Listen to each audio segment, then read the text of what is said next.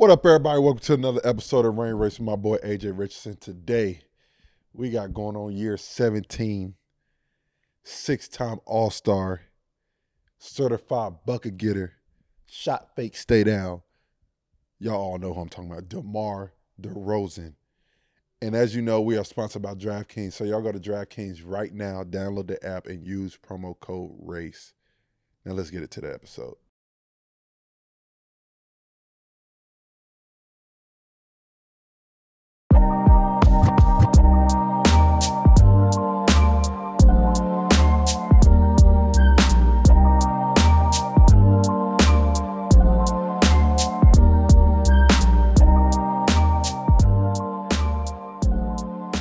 What up, everybody? Welcome to another episode of Rain Race with my boy AJ Richardson, who's not here today, which I'm probably used to that shit now at this point.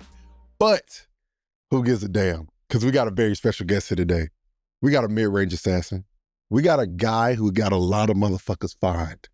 Because if you jump on the pump fake, there's some money coming out your motherfucking pocket. I'm telling you that right now. There's not much that needs to be said. LA legend, certified bucket getter. And he don't even know this, but every team I played on, he is the number one guy that we say he's a calibrator. For everybody that don't know what that means he missed a shot, it's okay. I just recalibrate. The next one gonna go in. It don't even fucking matter. We got DeMar DeRozan. Man, appreciate you, dog. Appreciate you. No, bro, I appreciate you coming on. Like I said, best mid-range in the game. And the motherfucker shooting threes and shit now. Expanding, it's getting real wicked out here. I appreciate you coming on. We in LA. There's no better person to have on the pod other than you being in LA. And I think this is another way for the Rain Race family. Appreciate your DraftKings. We ain't gonna forget about you. But the Rain Race family, just see another avenue on how you got to where you are today. Because like I said, everybody has a different race. And I love to give people different, all-star, you done it all at the highest levels, and just to know how you got there and the trials and tribulations that you went through to get there. And it's never easy. Yeah. People can be like, DeMar DeRozan, he made a whole lot of money. Yeah. And not know it didn't just happen. Right, yeah. You know what I'm saying? So just giving people that way of listening and understanding that it's okay to go through these things because it made you who you are today. Yeah, bro. What first of all, I wish you would have been asking me to do the pod. Always been a fan since it started. Appreciate it. You know, it's always cool just to see guys who played the game and understand the game and could break down the game in the level that you do it. Yeah. You know what I mean? Yeah, for sure. And that's what I always kind of search for when I see guys, talk about sports. It's just how detailed and how much you understand the history of the game, the present, foundation of the game. So for me, I've been a fan of it. I think for me, just everything that I kind of went through, especially throughout my career, it builds kind of like a foundation because, without this game of basketball, like basketball was something I was always able to turn to. For sure. My darkest days, my best days, basketball is what gave me the confidence, the belief in anything, so when it became something that was real when I got to the league, my passion for the league came from, I wanted to be respected by my peers. Yeah. More than anything. For sure. And by working hard, by respecting the game, respecting everybody that came before it. I had a lot of OGs when I came in the game that helped me, mold me in a way to keep the love for the game true. Guy like Corey Maggette, used to work out with Matt Barnes a lot when I first came in the league. These older guys that been around, and these guys wanted me to be successful, and I always used to watch their approach to the game, the detail to the game, guys like Sam Cassell, Gary Payton, had a lot of these guys that I looked up to at a very young age, and I used to just mirror everything that they did, the way they approached the game, the way they spoke about the game. So for me, I just carried that on and wanted to respect the game more so than anything, So without that foundation, I don't think I would have had the complete drive that I had because, they taught me true love for the game and respect it more so For sure. than anything. No, that's dope. And I think that's what's I'm excited about getting into this, because at the end of the day, this really is just a way to connect. You know what I'm saying? Like, you want to be respected by your peers, and that can be in different ways. And like I said, I'll probably, especially in the league, I'm not known for my play, but just knowing the game and like my camaraderie with different teams and stuff like that, I'm really just known as a good dude. Yeah. And at the end of the day, that's what it's really about. That's what it's, bro. Because That's when what it's the all ball about. stop Yeah. bouncing, and when you're not putting the ball in the hoop, people still gonna call DeMar DeRozan because you're a good dude. Yep. You know what I'm saying? And they don't understand that life after basketball. It's a lot longer than what it is when you play basketball. Longer, bro. Yeah. So I think that's huge that you recognize that, and everyone knows you to be a good person. Yeah. And that's what it comes down to. But let's get right into it, man. DeMar, where you from, and how'd you get started playing this game?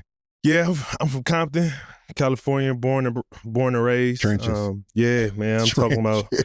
I didn't live there. I grew there from day one. You know, families from there. You know, everybody in my family was, you know, sports oriented. You know, my dad put the ball in my hand. You know, he put the VHS tapes in front of me and made me watch all the games from the 70s and the 80s and the 90s. You know, growing up, I had to understand, you know, the history of the game. The crazy thing, it wasn't even just basketball, it was football. You know, it was everything. Really? Yeah, like my dad was a football player. My mom wouldn't let me play football because she didn't want me getting hit and all that. So So you didn't play at all? Nah, I didn't play at all. I was all-American in the streets, like, you know, corner to corner. Yeah. I was all-American in that, but nah, I didn't put on the pads and nothing like that. Did you want to? I wanted to. It was a point I wanted to for sure. I wanted to, but you know, I stuck with basketball. You know, I just had a passion, man. Like, you know, pops used to take me to the park, play all day, play with my cousins to the sun go down. I used to cry when moms tell me it's time to come in. You know, we used to hoop if it was pouring, raining outside. Still out there. You know, I come from the era where we had to get the nails in the crate and we put it on top of the garage and cut the hole at the bottom of the crate. We hooping on that. You know what I mean? Like any way we could make it, we was hooping, bro. You know what I mean? We did that. I was a kid standing on back of the court in the street, so if somebody dunked, the court wouldn't fall over. Like hoop was everything, bro. Yeah. It was everything, bro. So, and it's crazy because when you talk about things like that, you look back, that's what creates your competitive nature. Yeah. This shit that I'm going through in a game ain't nothing compared to me having to cut the crate and hoop outside in the rain. This has nothing compared to that. Listen, bro, we had crates lined up case that crate broke. You feel me? Like we had every option ready just so we could be able to hoop, bro. Yeah. And that gave us that drive and that capability of feeling like you could do whatever when you had the chance to go play in a real gym. You know what I mean? That was a luxury. You know what I mean? Because we played out here on bent rims, hole in the backboard, so you better not bank it because the ball gonna go through the you know what I mean? Like we and it ain't a bucket. Yeah, it's not, bro. We played in every type of way, chain nets. Yeah, you name it, bro. And that was the love that kind of brought the imagination to life as a kid. That, you know, you recreating the Jordan fadeaway, sticking out your tongue. Yeah. Kobe, everybody you grew up watching. That made the belief real when you was able to do it in the streets. Then it just translated over to the gym. So growing up in Compton, understanding that you got to earn your respect first there. You know what I'm saying? Especially you going to hoop against grown men. Yeah. So you're hooping with grown men at a young age, understanding like they trying to win. They're not going to just let you go out there if you ain't. So how was that at a young age, understanding like it ain't easy? Because I did the same thing. Like, the motherfuckers wouldn't let me play. Yeah. And it used to piss me the fuck off. Yeah. I mean, it was tough because I remember at a point when I was young, I used to watch all the older guys in my neighborhood hoop. And at the time, I thought they was everything. Looking back on it, they was sorry. Yeah. You know what I mean? But they just stronger. They were stronger. Yes, they battled. They competed. Yeah. They talked shit. The competitive nature was out there that created an aura that made you want to be a part of it. And when they threw you out there, they wasn't going to take it light. They're going to try to bust your lip. They're going to try to push you to the breaking point to make you not want to come out there and play. Yep. But that made it even more of a thing. Like, nah, hell no, I'm about to. I remember when I was young and a lot of that shit used to happen. I used to go home like, man, fuck that. I'm gonna do 100 push-ups every night. Next week I'm gonna be ready. Yeah. You know what I mean? Even though I wasn't ready that next week, but it instilled like a work ethic that I carried to where it's like, yo, it's gonna come a time where I'm gonna be able to compete with that. You know what I mean? And like I said, unknowingly, that builds a foundation of a work ethic and a competitive nature that carries throughout your childhood, teenage. You go to high school, you plan these, you go back to those moments. You know what I mean? And even to this day, you carry so many moments from my childhood to where it's like, man, all right, man, this is fourth quarter. Everybody tired, everybody hurting. I remember what it was like playing first grown men with nothing. Exactly. I just want to prolong this game because I ain't got nothing to eat when I go home. I want to be out here hooping. You know what I mean? So for real. And that's the crazy part about it. It's like every time I do a pod, like we start talking about when we first started. Yeah. And then you be like, when we get older, we start worrying about shit that we didn't worry about when we were younger. At all, bro. Yeah. It was just like, are we hooping? Yep. Cool. That's all we fucking gave a fuck. Bro, we used to hoop all day, bro. Long. But that's the thing that upsets me now when you see guys. It's not the same. You know what I mean? And not to sound like the old motherfucker. No, it isn't. It's just the reality of it. Like, it's not the same anymore, bro. It's not the same. I'm telling you, bro, my class, and like I said, I'll go on record. My class, maybe 2015 class, was the last class that had where there was games all day long. You play at 8. Then you might play at 12. Then you might have a night game. Yep. Like you playing 3-4 games a day. They low bro. managing in AAU now. Already, bro. Bro, I remember, I'll never forget, we used to play so many games. I remember I had a coach say, man, just lay on the floor and elevate your legs. Yes. So, you know what I mean? So you be ready for the next game. Then we win that game, we got another game. Then you got another. We would not leave the game. We would not leave the gym. You won't leave the gym. At all, bro. You sleeping on the bleachers. Yes. All day long. You know what I mean? Sleeping on the yeah, and bro. those are good times though. Great those are good times. And the most fun I had playing basketball. Most fun. You know what I'm saying? And the most character building in those moments because it's for sure. And it's those are great basketball moments, and those are the ones you just never forget. For you, when was it? Let me ask you this first. Growing up in Compton, how difficult is it to stay away from the other side? Or were you, because we've heard this before, they see you, DeMar got a gift. Yeah. We're going to protect DeMar. Was it that, or was it a way that you had to, someone helped you stay away from the other side? Yeah, it was both. It was both. Especially at that time,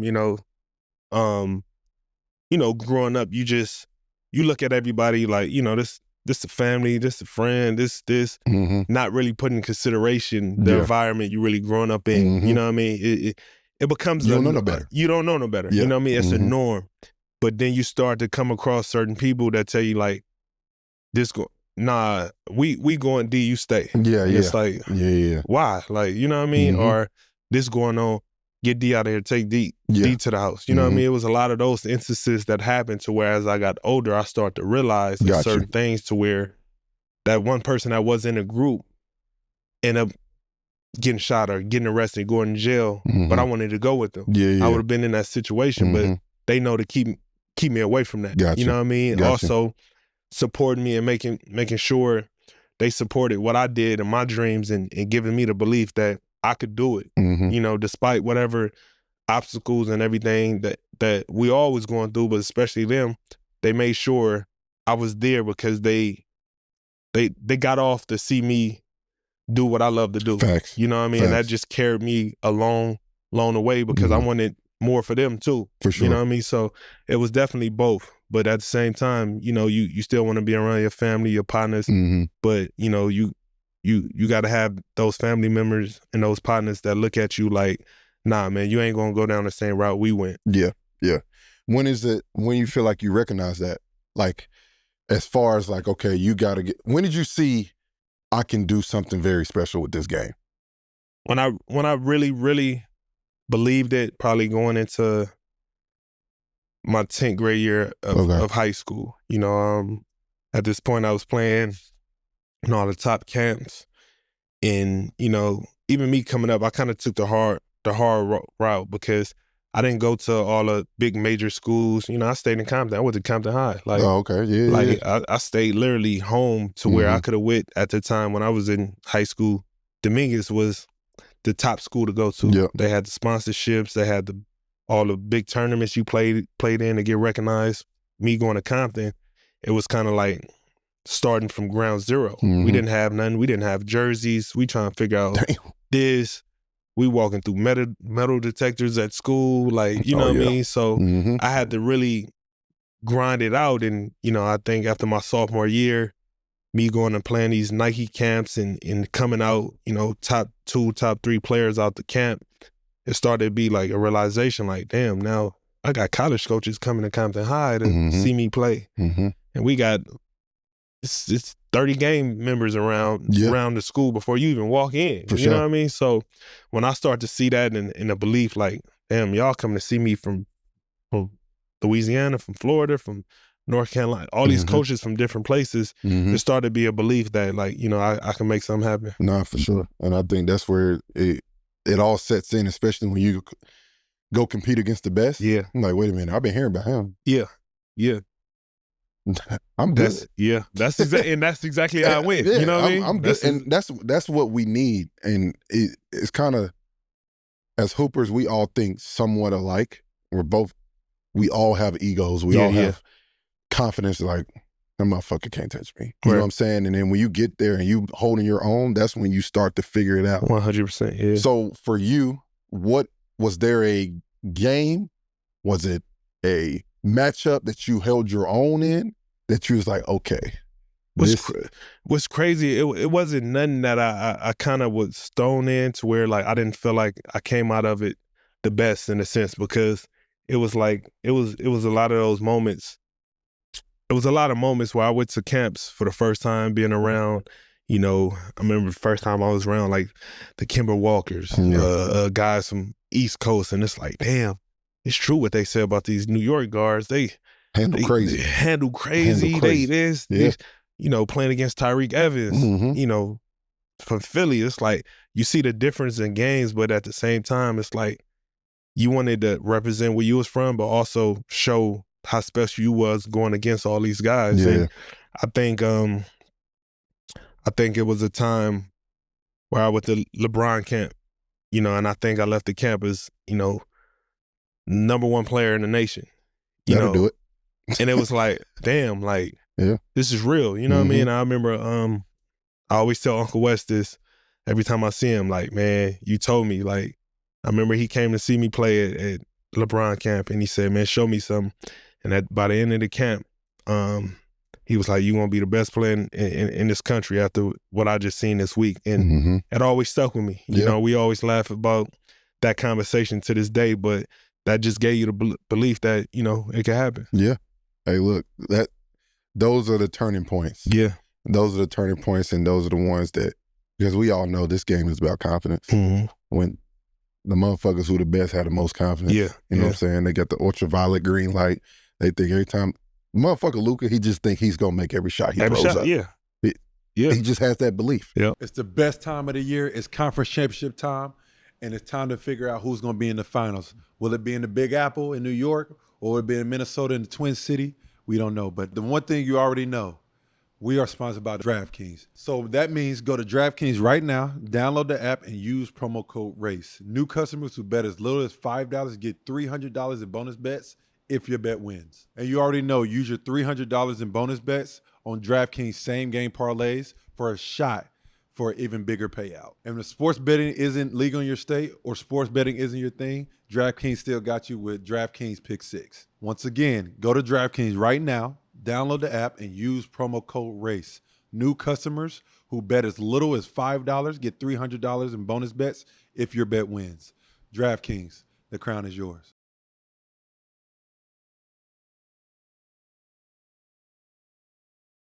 So was there a moment for you early in high school that you were like, okay, if I don't lock in, I'm going to go down the road path? Yeah. Because, for example, and I always do this so you know where I'm coming from. I'm with the USA, number 2 player in the country. I thought I was just going to make the team. Yeah. Didn't make the team because I just thought it was going to be handed to me. Was there a situation like that for you? Yeah. My situation was I was terrified every step of the way.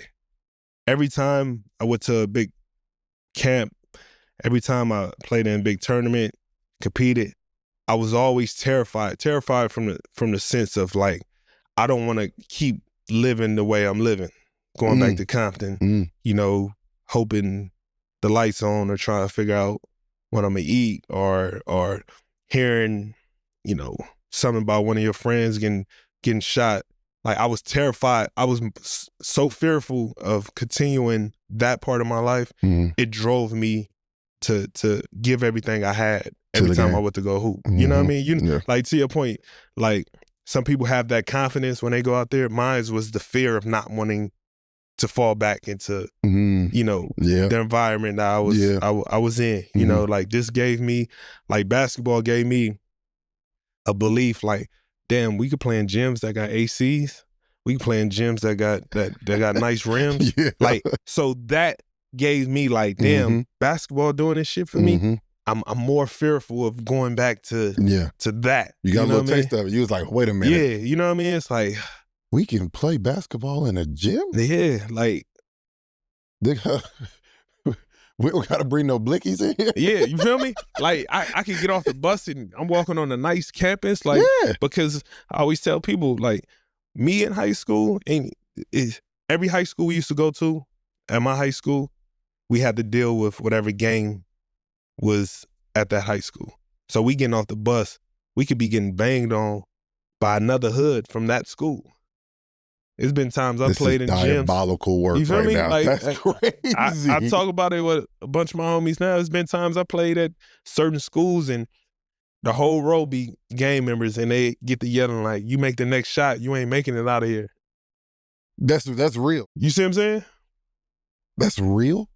Real thing, bro. I'm telling you. That was the thing to where it's like, now it's like, all right, shit, I'm about to run off the next 15 just to piss you off even more. It's been times like, it was 30 seconds left on the clock. We up 7. It's been times the police had to escort me out the back and leave early before the game was on because it was so much of that going on. It's crazy, bro. It's been times we got. Why are you staying? Why you ain't play nowhere else?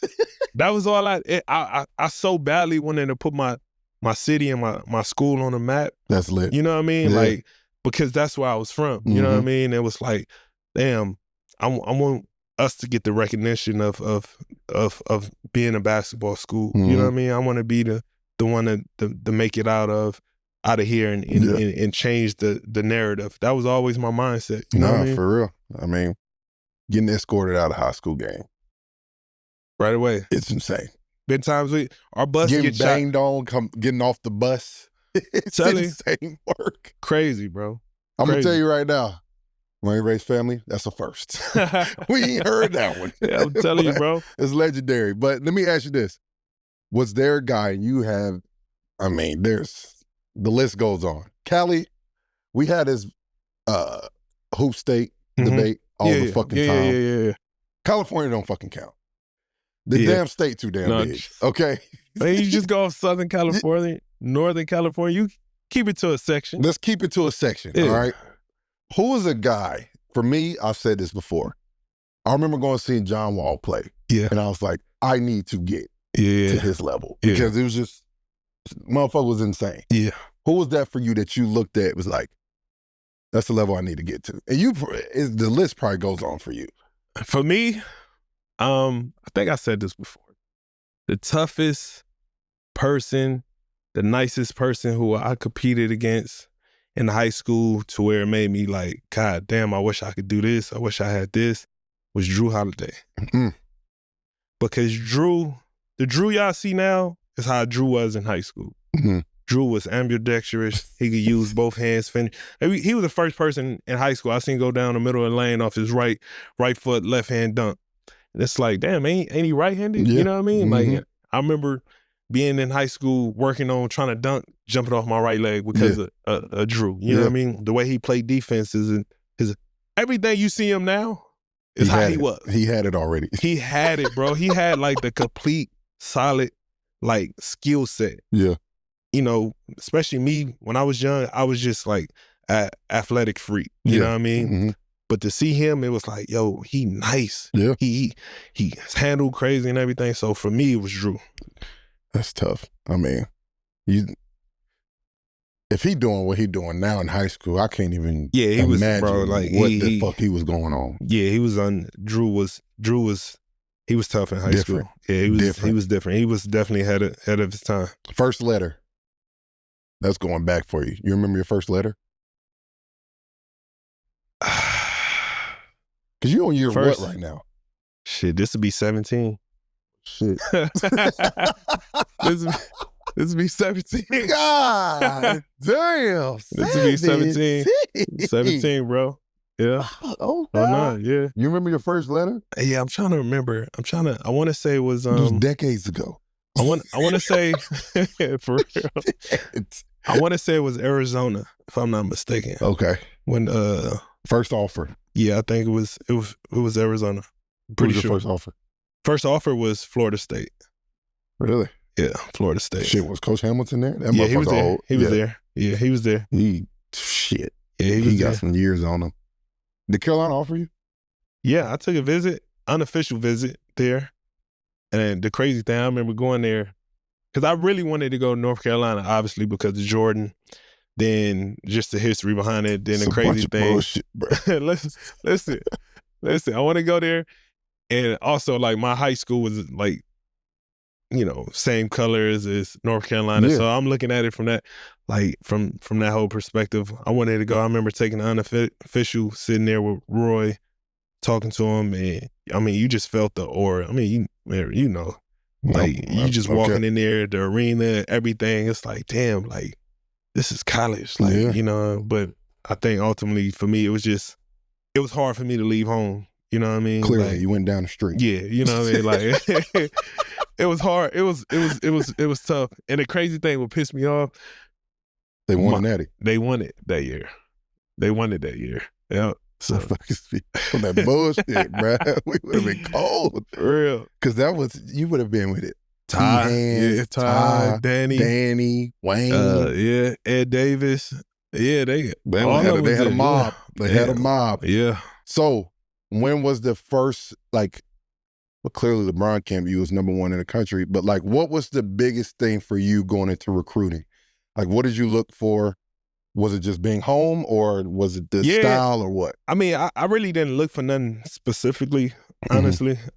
I just was more honored that I was even being recruited to colleges and they wanted me. Yeah. You know what I mean? And I think ultimately it just came down to the simple fact of like, you know, at that point, you know, I always used to look at the mock draft and all that shit. They just had you going, and it's like, damn, if I go to college, I'm gonna just be here for a year anyway. Yeah, exactly. Like, fuck it. It's a good chance I probably won't play home. So let me just stay home. Yeah. And make the most of it so everybody get to see me. And I stayed at SC because I didn't want to go to UCLA. Like, I felt like everybody would there. And I just wanted to kind of put SC back on the map.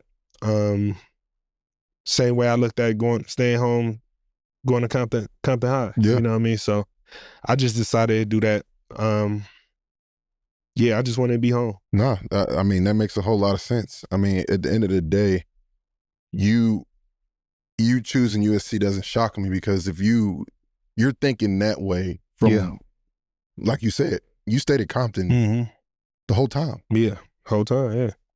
You could have went to Oak Hill. Yep. You could have went to anywhere you could, anywhere you wanted to go. You could have went, but you was like, I want to put my city on the map. Yeah. And make sure everyone knows, because at the end of the day, they come to see you. Yeah, yeah. So y'all gonna have to come here and understand we got hoopers here too. Yep. And just help out. So that makes a whole lot of sense.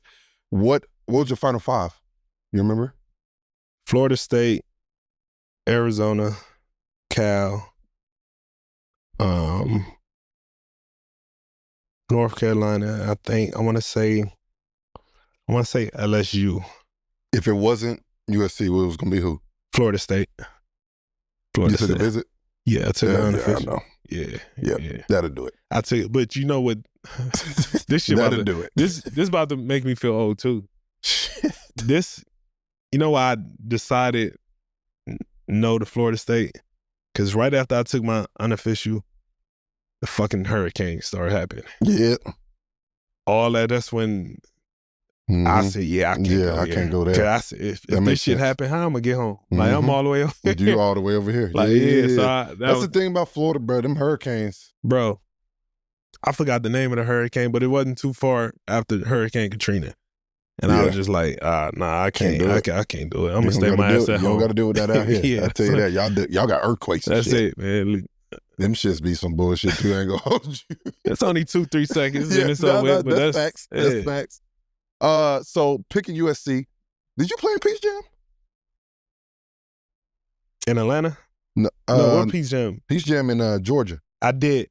No, I didn't. I'm thinking of what's the one at North Carolina? Bob Gibbons. Bob Gibbons. I played in Bob Gibbons. I didn't. Now Bob Gibbons. Yeah, I played in Bob Gibbons. It's one of those tournaments that people sleep on. Yeah, that's what I was thinking about. Because you get. That's back then is when you used to play at the universities. Yes. You could play at Carolina, Duke. Yes, they had all the courts. All this, Yes. That's probably where you took off too. That's where everybody was at. Yeah, I hope there. They don't do that no more. Huh? They don't do that no more. Because clearly you played for Compton Magic. No, I didn't play for Compton Magic. You didn't play for Who you played for? So I played for a second. I played for Belmont Shores. But for the most part through high school, I played with P. Middle Ballers, Master P team. Really? Yeah. Played in that. Played that was nice? Yeah, it was nice. Who you had? Brandon Jennings played on that team with me. Shit. Yeah. Who else? We had those put on the show. Yeah, it was a time we was cheating. We had a whole bunch of just we was getting everybody, but yeah, I played for them for the most part. That's a mob. Yeah. That's all you need, you and B. Jennings. Yeah. Shit, y'all put on the show. Yeah. Run in LA. You get the USC though. Let's go and get to college, man. Fuck. What's the welcome to college moment? You know you going there. Ooh. You told coach no, you ain't there long. Yeah. My shit happened right away. I ain't gonna lie. My shit happened right away, bro. I remember our first practice. I sprained my ankle. I really sprained it. No bullshit. First you don't tie your shoes. Yeah, what's up with that, bro? Is that like a... That's a real thing. I really just don't. I know you don't tie... I seen them. And they don't make no... I feel like that's ultimate. I'm going to be honest. If I played, I probably would get a flagrant foul if you cooking me with untied shoes, bro. I never thought people paid attention to it. That's crazy. How long you been doing that? My whole career. I was doing it in high school. You can find me a shoe that's tied up to the top that I wore. You would never... I just don't tie my shoe, bro. I just don't. It's just always been a habit of mine, bro. Well, nigga, that's how you twist your ankles. So, our first day of practice, bro, I twist my ankle, and I'm like, shit. So I go on the sideline and sit down and drink some Gatorade. Tim Floyd stopped practice, said, where that fucking freshman at? So he said he hurt. He got hurt. He walked over to me and said, and you expect to go to the fucking NBA? Bro, I wouldn't hurt the rest of the year, bro. I got up, lived through practice, but for me, that was the moment of how intense practice was. You had to just push through whatever it is you had to push through. Yeah. And that was my moment from there, bro, to where it was nah, fuck that. Nah, I'm pushing through whatever it is I got to push through. You know what I mean? It's none of that extra privileged shit because I'm this and that. Tim Floyd didn't give a damn, but that definitely gave me a different perspective on everything. What was the What was the moment for you in college that you felt like the game slowed down and you figured it out? Ooh, man. I tell this story all the time to a lot of people because I struggled in college, like my first month and a half. Like I struggled. I remember having moments of like, fuck, man, I'm gonna have to come back to school. Like everything was just too fast, too strong. First time really dealing with people that's like, you know, just as everybody athletic. Yeah, everybody athletic. Everybody strong, the intensity, everything. So I want to say it was probably like by the time we got to conference play in college, everything just started to like slow down for me. Like everything was simple. I was attacking the game, playing the game, getting to my spots, understanding everything from a different level. And I remember getting to the Pac-10 tournament. We had to win the tournament just to make it to the big tournament. Yeah. So we had to go undefeated. We went undefeated. I got MVP at the Pac-10 tournament. We get a bid. We played Michigan State first. No, we played Boston College first, then Michigan State. We lost to Michigan State. But yeah, it wasn't to the end to where like everything was just simple, bro. Yeah. To where it was like, man, I got this shit. I'm like, yeah, I'm out of here. You know what I mean? After this, more so, like I felt the comfort of understanding, you know, what it took to play at the next level. Yeah. And that's the big time because like for you, understanding you were the guy. Everybody wanted DeMar on their team. You go in as a freshman. Your coach is going to challenge you no matter who the fuck you are. Yeah, no matter what. Yeah. So, and you just flat out like just said, look, I struggled. Yeah. The first month. You're going to have those thoughts. You're going to have it, yeah. Because it's not going to be easy. Now, there's some guys that go in, you got it. And that's cool. But like, you're showing everyone there's a way to get through it. For so sure. what was the biggest thing for you to help you get out that funk of like, I can really do this? Accepting it. Yep. I think a lot of people don't accept when they hit that wall or come to reality of thinking like everything just supposed to be easy. You know, I think I accepted it. I remember sitting in my dorm one time and just accept it. You know, this is a new challenge for you. You've been a guy for so long. Everything been catered to you so long. Accept this. Let it break you down so you can understand how to build yourself back up and you can be a better player, a better teammate, a better, you know, student to the game when it's time to watch film and view it from a different way instead of just your mistakes. Figure out how you could get to spots and make things easier for yourself and your teammates, you know? So all that started to kind of come in. And even when I left college, I did the same thing in the league because I had to accept like, man, I'm not a college student anymore. Yeah. These guys are grown men. They approach is much different. So I allowed myself to be broken back down so I could build myself back up and understand that, you know, you can't have an ego. You can't have a pride. You can't have none of this shit. Listen to everybody who works in this building, you know, and that's the crazy thing that frustrates me now to where it's like a lot of these young kids think they got it all figured out. Yeah. The moment you realize you don't have it figured out, the quicker you will succeed. You know what I mean? And for me, I had no problem with that when I got into the league. It was like, man, I want to learn. I want to listen to everybody. Even if I thought something was wrong, I listened. I took whatever I could from it. You know what I mean? So that helped me have a different type of work ethic and understanding to how to watch film. Like even now, it's like nobody watch film no more in the league. These dudes don't watch film. I mean, when I first came in the league, you have to watch from beginning to end.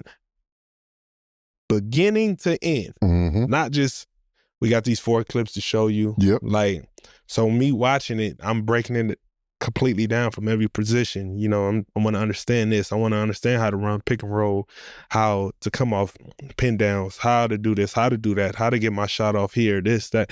Like all these elements that helped me my first couple years to be ready when it was time to make that jump. And it's just crazy to think because as a freshman, like you just really don't know anything. You don't know shit. Nothing. And you're going in to a situation, and like as we said before, when you're at that level and you're the guy, they're telling you all the great things about you. And now especially with NIL and all this shit. Bro. We get for us, we get frustrated because it's like, bro, we're trying to like literally tell you this shit is not easy. Yeah. It's not easy. But how do you tell a 16, 17, 18-year-old that they shit don't stink and they making more money than anybody could fathom at a high school? I think they got to learn how to put things in perspective. Yeah. To where, you know, if you're 16, 17 getting this, imagine what you can get if you do this. Yeah. You know what I mean? Mm-hmm. I think that got to be their approach now. Mm-hmm. You know what I mean? Like, love the game. You loved it up to this point and it got you this as a 16, 17-year-old. Imagine what it could get you if you love and appreciate it even more, what it could get you 10 years from now, 20 years from now.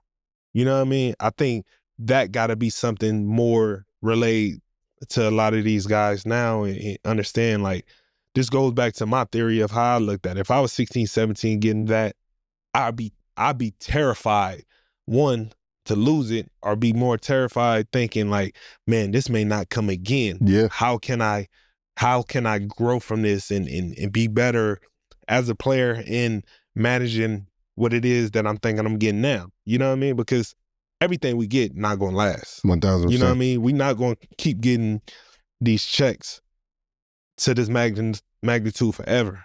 But if you look at it and give everything for 20 years, all you got to this game, you could walk away from this, especially at this point, saying, like, I done made $1 billion.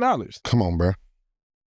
At this point. What are we talking about? You feel me? Like, for all my people who rock with Run Your Race, you know it's a little bit more fun when you got some money on the line. I'm about to bless y'all with a new platform where you don't have to rely on your gut when you place a bet with Outlier. If you want a better chance to hit on your bet, use Outlier because they give you data from 5, 10, even 20 games to give you a chance to win more bread. They make it easy by providing historical data to make your bets. And on top of that, they help you filter through any league, game, or player to find the highest hit rates. And they also help you analyze trends, performance data, and matchups for every bet.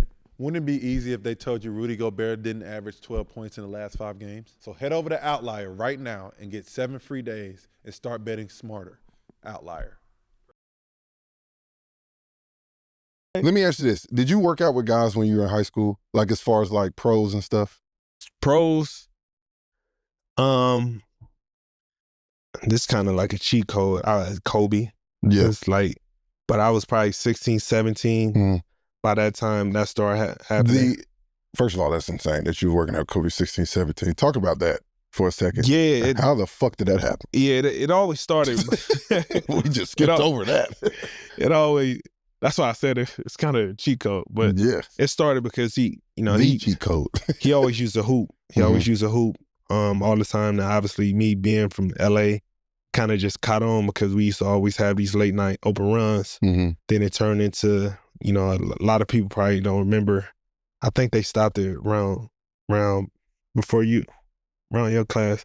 They used to have like Kobe camp, Steve Nash camp. Yeah. They Stoudemire stopped right after my Paul Pierce camp. They all had these. KD had one. Yeah, position camps. Yeah. So by the time that started happening, when he first started, I was always in his position camp. Yep. To where, you know, you know what I mean? To where it started from that to where it was like, all right, nah, we gonna do this because I like how you do this. So it just started those last couple summers before I went to college that I just was locked in with him just from the, you know, work ethic that he's seen. That's lit. How I want you to talk about, because like I said, I love giving people game on here. I think kids nowadays don't understand, like I had CP, you know what I'm saying, one of the best point guards ever to play this game.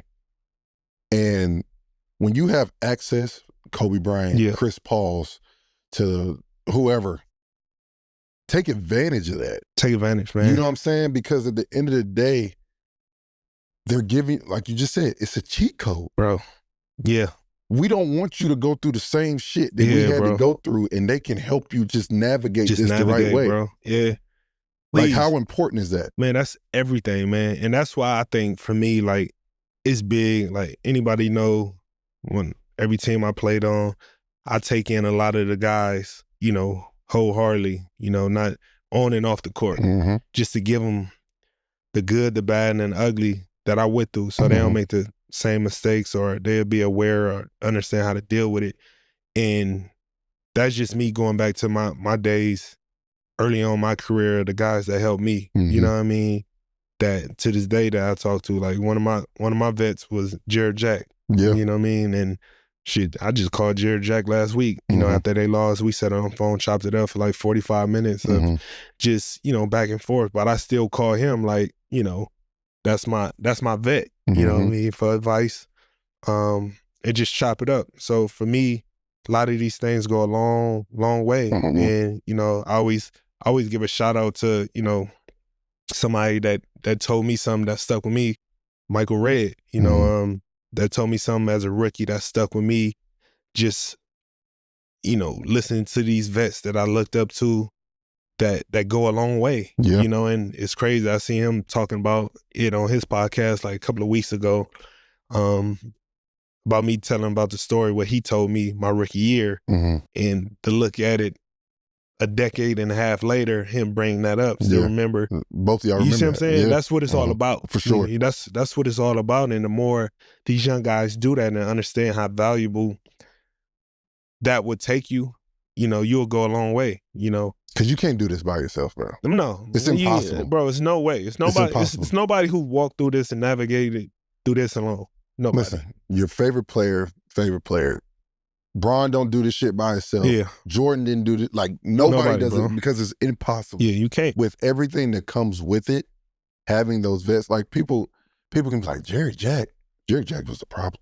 What? Corey Maggette was a bucket. Corey Maggette was one of the first dudes who taught me the importance of how to get fouled and get to the free throw line. Come on, bro. You feel me? You know what I'm saying? And like, everything is very situational in the league. Everything goes into that. And I think, understand, everyone's just trying to help you, because I believe back in the day, everyone was such big rivals. Yeah. They're not trying to help each other because they want to keep that upper hand. Yeah. Now, everyone's working out together, doing such and such, but we all know what it is when we get on the court. For sure, yeah. So it's a little different now. So I think everybody should take advantage of everyone trying to put everybody in the right direction to succeed. And I think that's all dope. it is. On and off the court. For sure. You know what I mean? Like, even going back to like Corey Maggette. I remember being young, working out with him. He drove to the gym in a fancy car. I'm like, man, that shit nice. Yeah. You want it? I'm like, what you mean? He said, man, just drive out to the house today and just come get it. Like, what? I'm like, all right. Yeah. Man, I drove 2 hours in traffic. For sure. To go get it.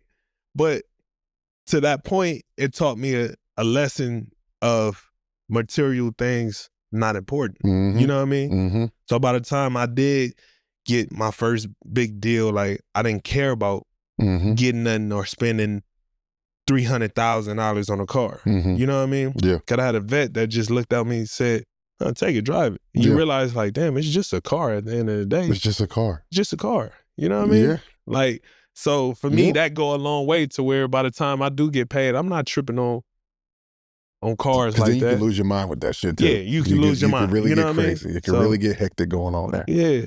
USC, you lose to Michigan State, tough. Yeah. Tough. It's okay. Yeah. Everybody can't win a national championship. Yeah. It's rough. Went there twice. I got one.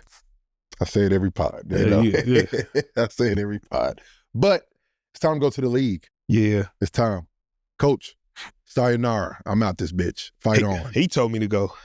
Oh, he told you. He hit me with the... Get your ass on out he here. Said, go on. I appreciate you, brother. I swear, I walked in his office. He was like, just go. Don't think about coming back. I said, well, all right. Were you thinking about it? No, but he made it. He made it He made it more easy. Yeah, he made it more easy. Yeah, all right, bet. I'll be the fuck on out of here. How many workouts you do? Well, I worked out for, I want to say, that was 2 decades ago, 7? so you good. Yeah, I want to say 6, 7. That's it? 6, 7 teams. It's all good, bro. You lucky as fuck. Yeah. And be about 18 of them hoes. See, what was tough about them too, like, all mine was individuals. Like, yeah, like, that was them bullshit. Oh, man, it was tough, bro. Like, thinking back on it, it's like, God damn, I'm out here, you know, shit. They pushing you everybody out there watching, you know what I mean? Everybody. Like, just you. Lined you know up. what I mean? Like, that was the tough part about it. So, I'm sure. Yeah, I want to say about 6. So, draft night. You're from Compton, bro. Yeah. You about to go to the league. Yeah. How crazy is this for you, your family? You've been working your whole life for this moment. Yeah. What was that moment for you and the fam? Bro, that whole thing was crazy to me because it was like, one, we flying out here to New York, got the whole fam in New York. It's like, you know, you seeing shit on billboards everywhere about the draft coming up and everything. It was like a surreal moment, you know what I mean? Like, because it's something you dream of. You know, it's not as elaborate as it is now because you got social media and everything. But then it was like, it was such a like an intimate moment because it was like, damn, this shit is real. You know what I mean? Like, this is real. Going to the hotel, they got all the draft shit everywhere. So it felt like a dream. And I just remember sitting there like, damn, my name gonna be called. Sitting here in this suit, family here. It's like, damn, this is what it's like. All these years of seeing people walk up here, get a hat, go on stage. It's like, damn, this shit really about to happen. Really you know about what to I mean? And it was crazy from a lot of ways because this is about to happen. But at the same time, it's like, shit, I still live in Compton. Yeah. You know what I mean? Yeah. Like, I ain't got no, I ain't like, bro, my phone bill, my cell phone I still was trying to figure out like how I'm gonna pay that month's bill. You know what I mean? Shit, like, you ain't got to worry about that in a couple hours, my boy. You see what I'm saying? Like I remember going back to SC like 2 weeks before the draft, trying to get my last two like little checks. Yeah, the little checks, the little $500 checks. Yeah. Like, could you imagine if we had NIL? But that's what I'm saying, bro. No, I can't imagine that. We can't imagine it. Like, I can't imagine it, bro. I just can't. Like, I just fuck. Like, you telling me I'm getting this for, like, I just couldn't imagine. How you feel about NIL? It's tricky at times. Like, I agree with it because, you know, you make so much money off players' likeness. You know what I mean? For so long, for so many years.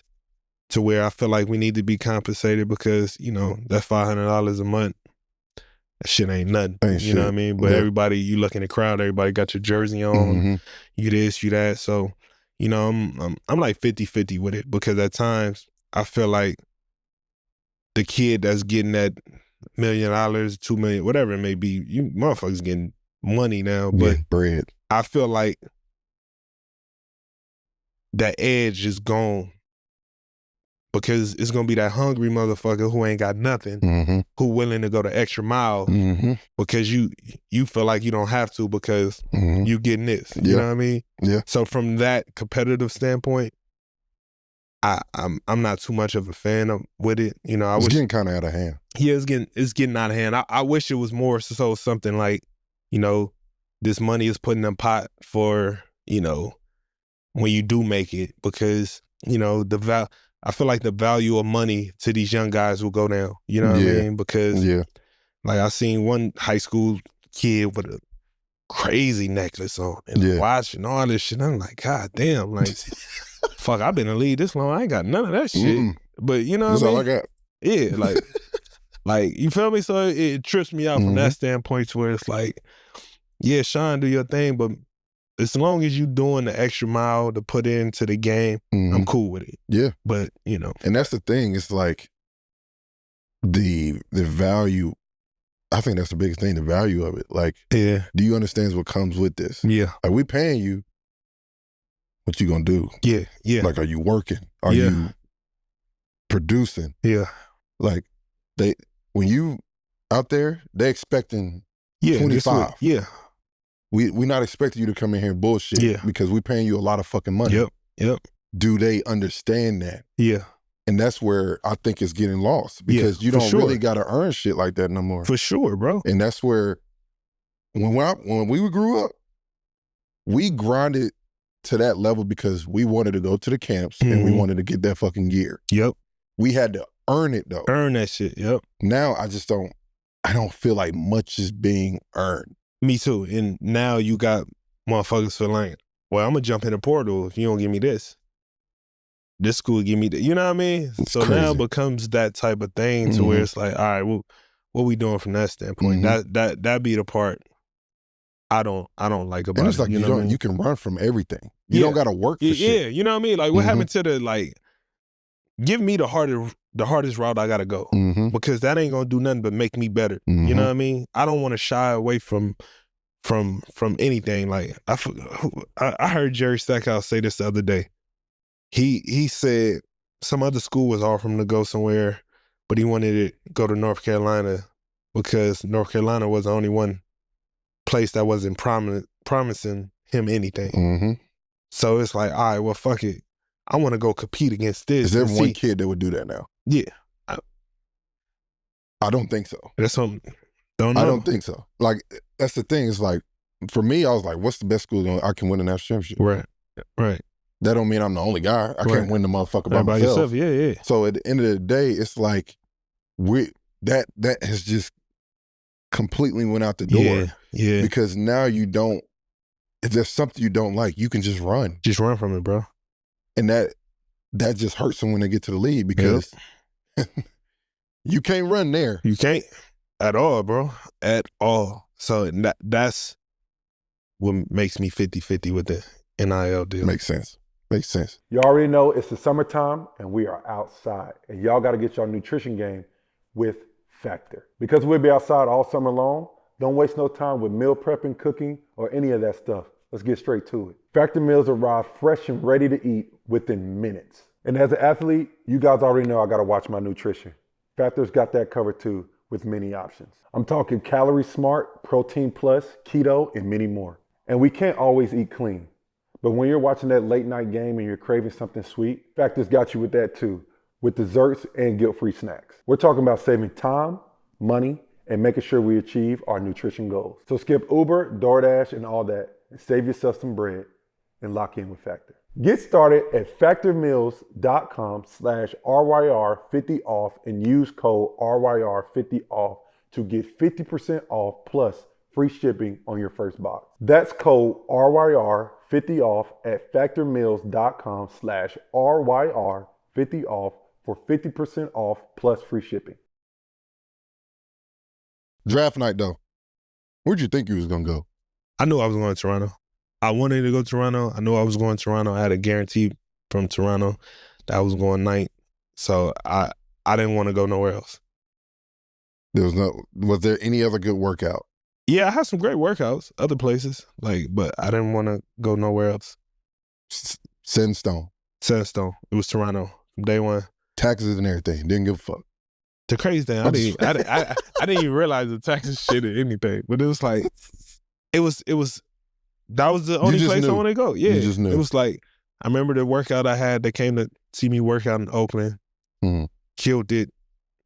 And they told me right then and there, if you there at 9, you are a guy. And I was like, yeah. Like the love and the appreciation that I was just getting even beforehand made me feel, more wanted. And I just sat there. I remember when the Knicks picked Jordan Hill at 8, I was like, cool. I know I'm going. You know what I mean? I was happy. And it was history after that. Rookie year, you got to figure this shit all out. Rookie year set the foundation for me to this day in my career. Because who was the vet your rookie year? Chris Bosh, Jose Calderon, Hedo Turkoglu, Reggie Evans. Hedo Turkoglu. Yeah. What a name. Legend. Magic legend. How well he do in Toronto? He did all right. He did. He did that 1 year. He did 1 year. Oh, okay. Then, He still was hooping. Still a bucket. Jared Jack, Antoine Wright. I was the only rookie on the team. And you, I was literally the only rookie. Damn. You was there with prime, not even, would you say that was prime Chris? Prime Chris. Yeah. Prime Chris. He was averaging 24 and 12. Listen. CB was cold. No, bad. I remember he had the braids. He's straight dreadlocks. Dreadlocks. That's when he had the dread. Listen, bro, I remember our first training camp. And I remember coming in training camp and excited for training camp. I'm like, shit, all right, Chris Bosh about to be here. He coming in training camp. He didn't do training camp because I think that was that summer before they did the Olympics. He was on the Olympics team, so he was resting. You know, he wasn't like, you know, he just, you know how the vets now go through training camp. You know what I mean? So I'm like, all right. But when season started and how he got to it, it was getting buckets, getting 40. I'm like, yo, this motherfucker nice. Yeah. I'm talking about cold, and just sitting watching him, watching how he worked, prepared, you know, every single day, man. That was amazing to watch, you know. And you know, obviously he was all-star and all that stuff, so it was cool. It was cool to watch. How crazy is it? Because it really puts in perspective, and I'm trying to throw no shade, but when you have a guy like Chris Bosh and he's like super nice, and y'all still losing, that just shows you how good the league is. No, for sure. Yeah. Like it's crazy because when your first year, like we didn't really have anybody as Chris Bosh level, but obviously Karis LeVert, D'Angelo Russell, Spencer did like I see all these guys. I'm like, these motherfuckers cold. Cold, yeah. And we can't get a win. Yeah. It was, what the fuck is going on? It was crazy because even that year, like Chris ended up getting hurt after All-Star break, and we was I forgot, we was like a 6 seed. We was in a playoff race for sure. Then he ended up getting hurt, and they said he was going to sit for the rest of the year, and that's when we kind of like we missed the playoffs by half a game. I remember going back in the locker room and we watched the Bulls playing Charlotte. We needed somebody to lose, and I remember we just watched our playoff hopes go out the window. Sick. But you know, Chris didn't play that second half of the season, and you know we kind of, you know, went downhill. But just to see how the league went, and even for me personally, just to see how like my season went, because again, I had to break myself back down, even though I started like I'm a rookie playing with all these other guys. That's, you know, I may get a lob here, I may get a fast break bucket here or there, but it wasn't no plays being ran for me. On top of me, have to guard fucking Ray Allen, Rip Hamilton, D Wade. You putting me on the best players every single night, and I'm getting torched. You know what I mean? Like, I'm getting woe out, like, just for the simple fact that, like, you know, but I'm trying to figure it out. But, you know, second half of the season, start to pick it up, get more. What was your welcome NBA moment? Oh, Brandon Roy. Brandon Roy killed me. How much? Bro, it was like, I felt like I wasn't even there. Like, it was him. It was Kevin Martin. Kevin Martin was a welcome to the NBA moment. For sure, D Wade. Yeah, D Wade too. D Wade was D-Wade 09? Yeah, D Wade 09 was, listen, bro, like the bad boy. Yeah, bro. It was crazy. When did you figure it out? When did it slow down for you? Like on a nightly basis, it probably slowed down because my second year, we was terrible. Me not knowing what I know now, we know how the league work now when your team, you want to develop players and all this shit. So my second year, I'm thinking like, man, we got to come back. I'm about to work out. Like, man, we got to win. Playoffs. We got to, you know, I got these aspirations. Yeah. Pump the brakes, buddy. Not knowing how the business of it works. Tanking for whoever the fuck you feel me? For Cooper. But in my mind, I'm thinking like, all right, I got to come ready. Like, fuck that. Like, I'm tired of just fucking losing. I remember I put out a tweet after. Who was the number one pick that next year? What was that? That 2010? No, it would have been 11. It was Kyrie? Oh, y'all was it Kyrie? 10? Kyrie was 11. He was 11. He was 11. Yeah, y'all was tanking to get Kyrie. In 2010, you guys were with Chris. So you weren't.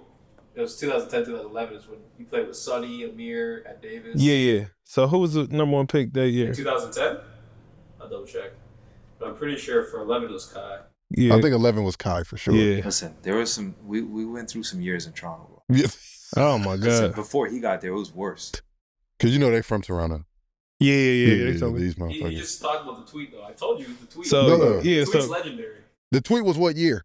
after my rookie year. You said this after your rookie year, and y'all was asked so the next year. That's my point I'm trying to get to. So when I tweeted after Chris left, like, don't worry, I got us. Yeah. That's me just like, fuck, all right, man, I'm about to turn it up the next year knowing we just going to be bad. Yeah. But I had the opportunity to just go out there and hoop.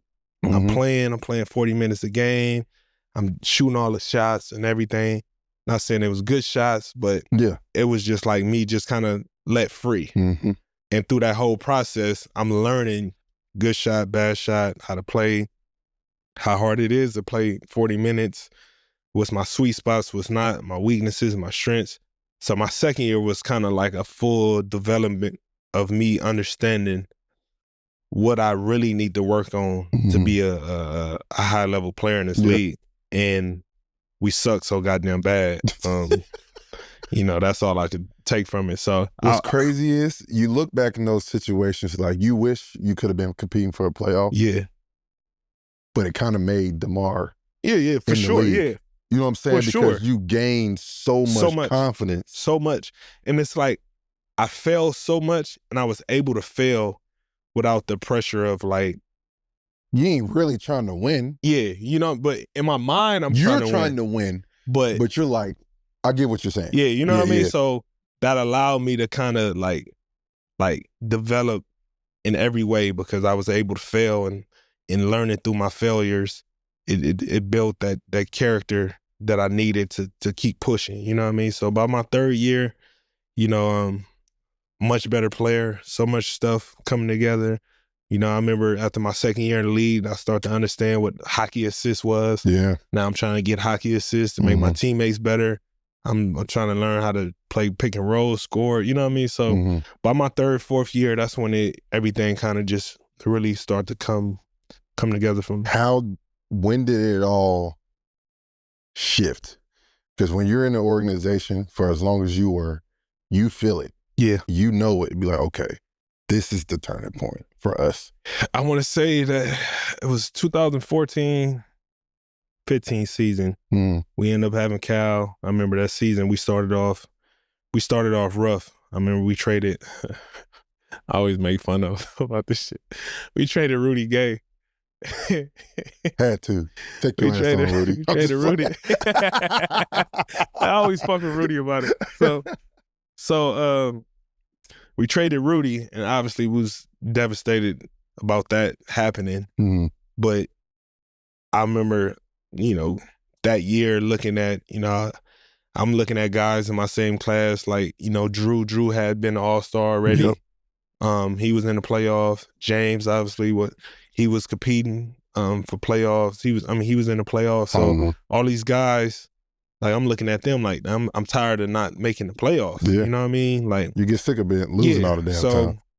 I remember when we traded Rudy, Cal was gonna get traded and I was gonna get traded because they was gonna blow it up, and at this time they was gonna tank for Wiggins. Gotcha. You know what I mean? So that was the whole plan. Everybody was screaming tank for Wiggins and everything, and you know, we had like a week span of being on the road after we traded Rudy.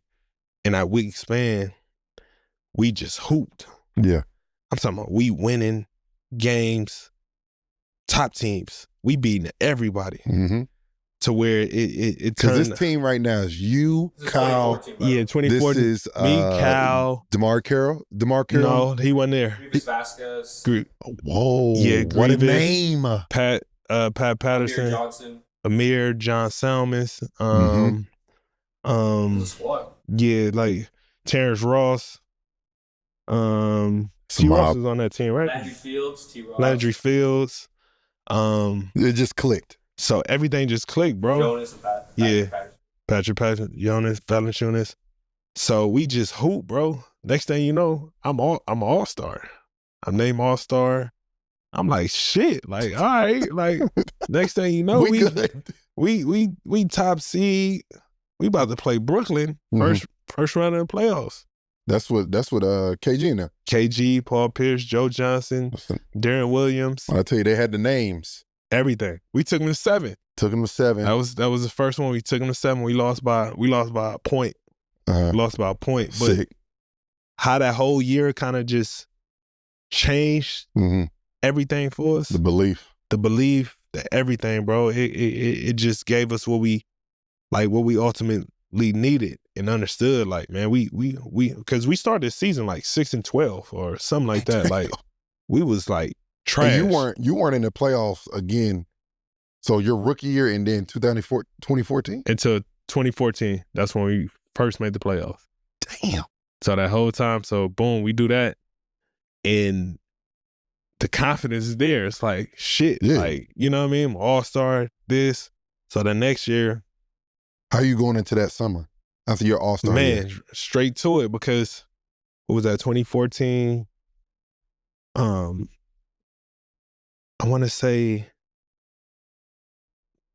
because of 15, that summer was like everything because I got a taste of the playoffs. Mm-hmm. Now I know what to expect. And you're the guy. Yeah, you know what I You're mean? the guy at this point. So now, and you feel it. Like, you know, and the confidence is there. Mm-hmm. So approached this how I approached it. I remember hooping all summer, doing everything. So I was ready. Come next season, team ready. We hooping. Like 7 games into the season, I tore my groin. So God damn. and I just remember like being so frustrated because it's like, man, this was the year to capitalize on a year that I just had. Yep. We was so good. We still was winning. Mm-hmm. But from my standpoint, it's like, damn, man, I'm out. I'm about to miss, I think I missed like 23 games. But I was like rushing to try to get back to be with the team because they winning. I want to be a part of it. And we ended off that season as a top seed. I think we was like a number 2 seed or something. And like we go into the playoffs with the ultimate confidence of like, shit, we got this. Like, boom. We get swept by Washington. John and them swept us. Boy. So now we like, oh shit, now. What the fuck we do now? Yeah, like what the fuck? Like, yeah. We just had a great season. Mm-hmm. Got swept. And I remember like Do you remember, because we all know in the playoffs there's a moment. Yeah. Was it just they had y'all number? Or yeah, they was just like had our number because the crazy thing is like I think we beat Washington every game that year.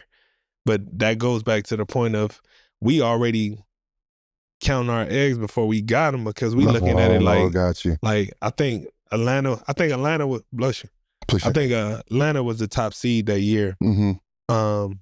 And pretenders, as Hong said. So, but this how we was looking at it. Look, this how we was looking at it. We was like, all right, we got Washington 4 times. We're gonna beat them. We beat the Hawks every time we played them. Yeah. So let's run through Washington. We get Hawks second round. We for sure get into the conference finals. Yeah. That's how we looking at it. We you gotta play the first series first. Yeah. We already counting, you know what I mean? We go in there, get swept. Out of there. Kurt's pissed. Paul Pierce was on that Washington team. Paul Pierce After is on they that lost one? to Brooklyn the year before. Yeah. He talking all this shit. He's talking mad shit. He's talking mad shit. Is that the one when he hit the game winner? That wasn't on us. That was on Atlanta. That was the next next round. Atlanta. That was Atlanta. That was the next round on Atlanta. He was on some shit. Yeah. Like he was on some shit. He was on some shit, but it was like, it was tough, but that year we learned so much. And I think that next summer was Rio. Yeah, I did the Olympics. Mm-hmm. And I remember I signed my big deal that year too. Mm-hmm. So I remember when I signed my deal, I remember looking at it like, man, I just want to prove that, I want to overly prove whatever it is they thought they gave me. Mm-hmm. And so, bro, I worked my ass off with the Rio, did the Olympics.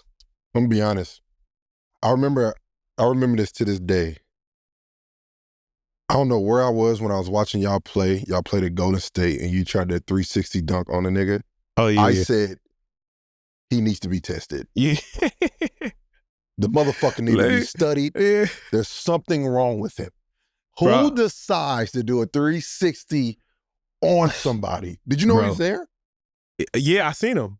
What made you do a 360 though? Bro, but that's to my point. That summer, I just was on one, bro. Like Clearly. I just was like, man, fuck it. Like, because did you have a pickup game with Kobe? That We played in the Drew, but that was a couple years before. That was before. Yeah, we played in the Drew. Got you. What the fuck? You did a 360 in a game. You know, to this day, when I see it, I get so upset because I wish I made it. That would have been like... I don't know how you missed it. Yeah. Well, you know why you missed it? Because nobody does shit like that. It's not supposed to be done. Nobody did that, bro. Like, so let me ask you this. The Dream Team, the Redeem Team, and the team last year, they were good. Yeah. People sleep on y'all's team. I don't know why they don't talk about our team like that, bro. Like, it bothers me at times. Y'all had a mob. Bro, like... DeMarcus Cousins, Anthony Davis. No, AD didn't play that year. AD didn't play? In Rio?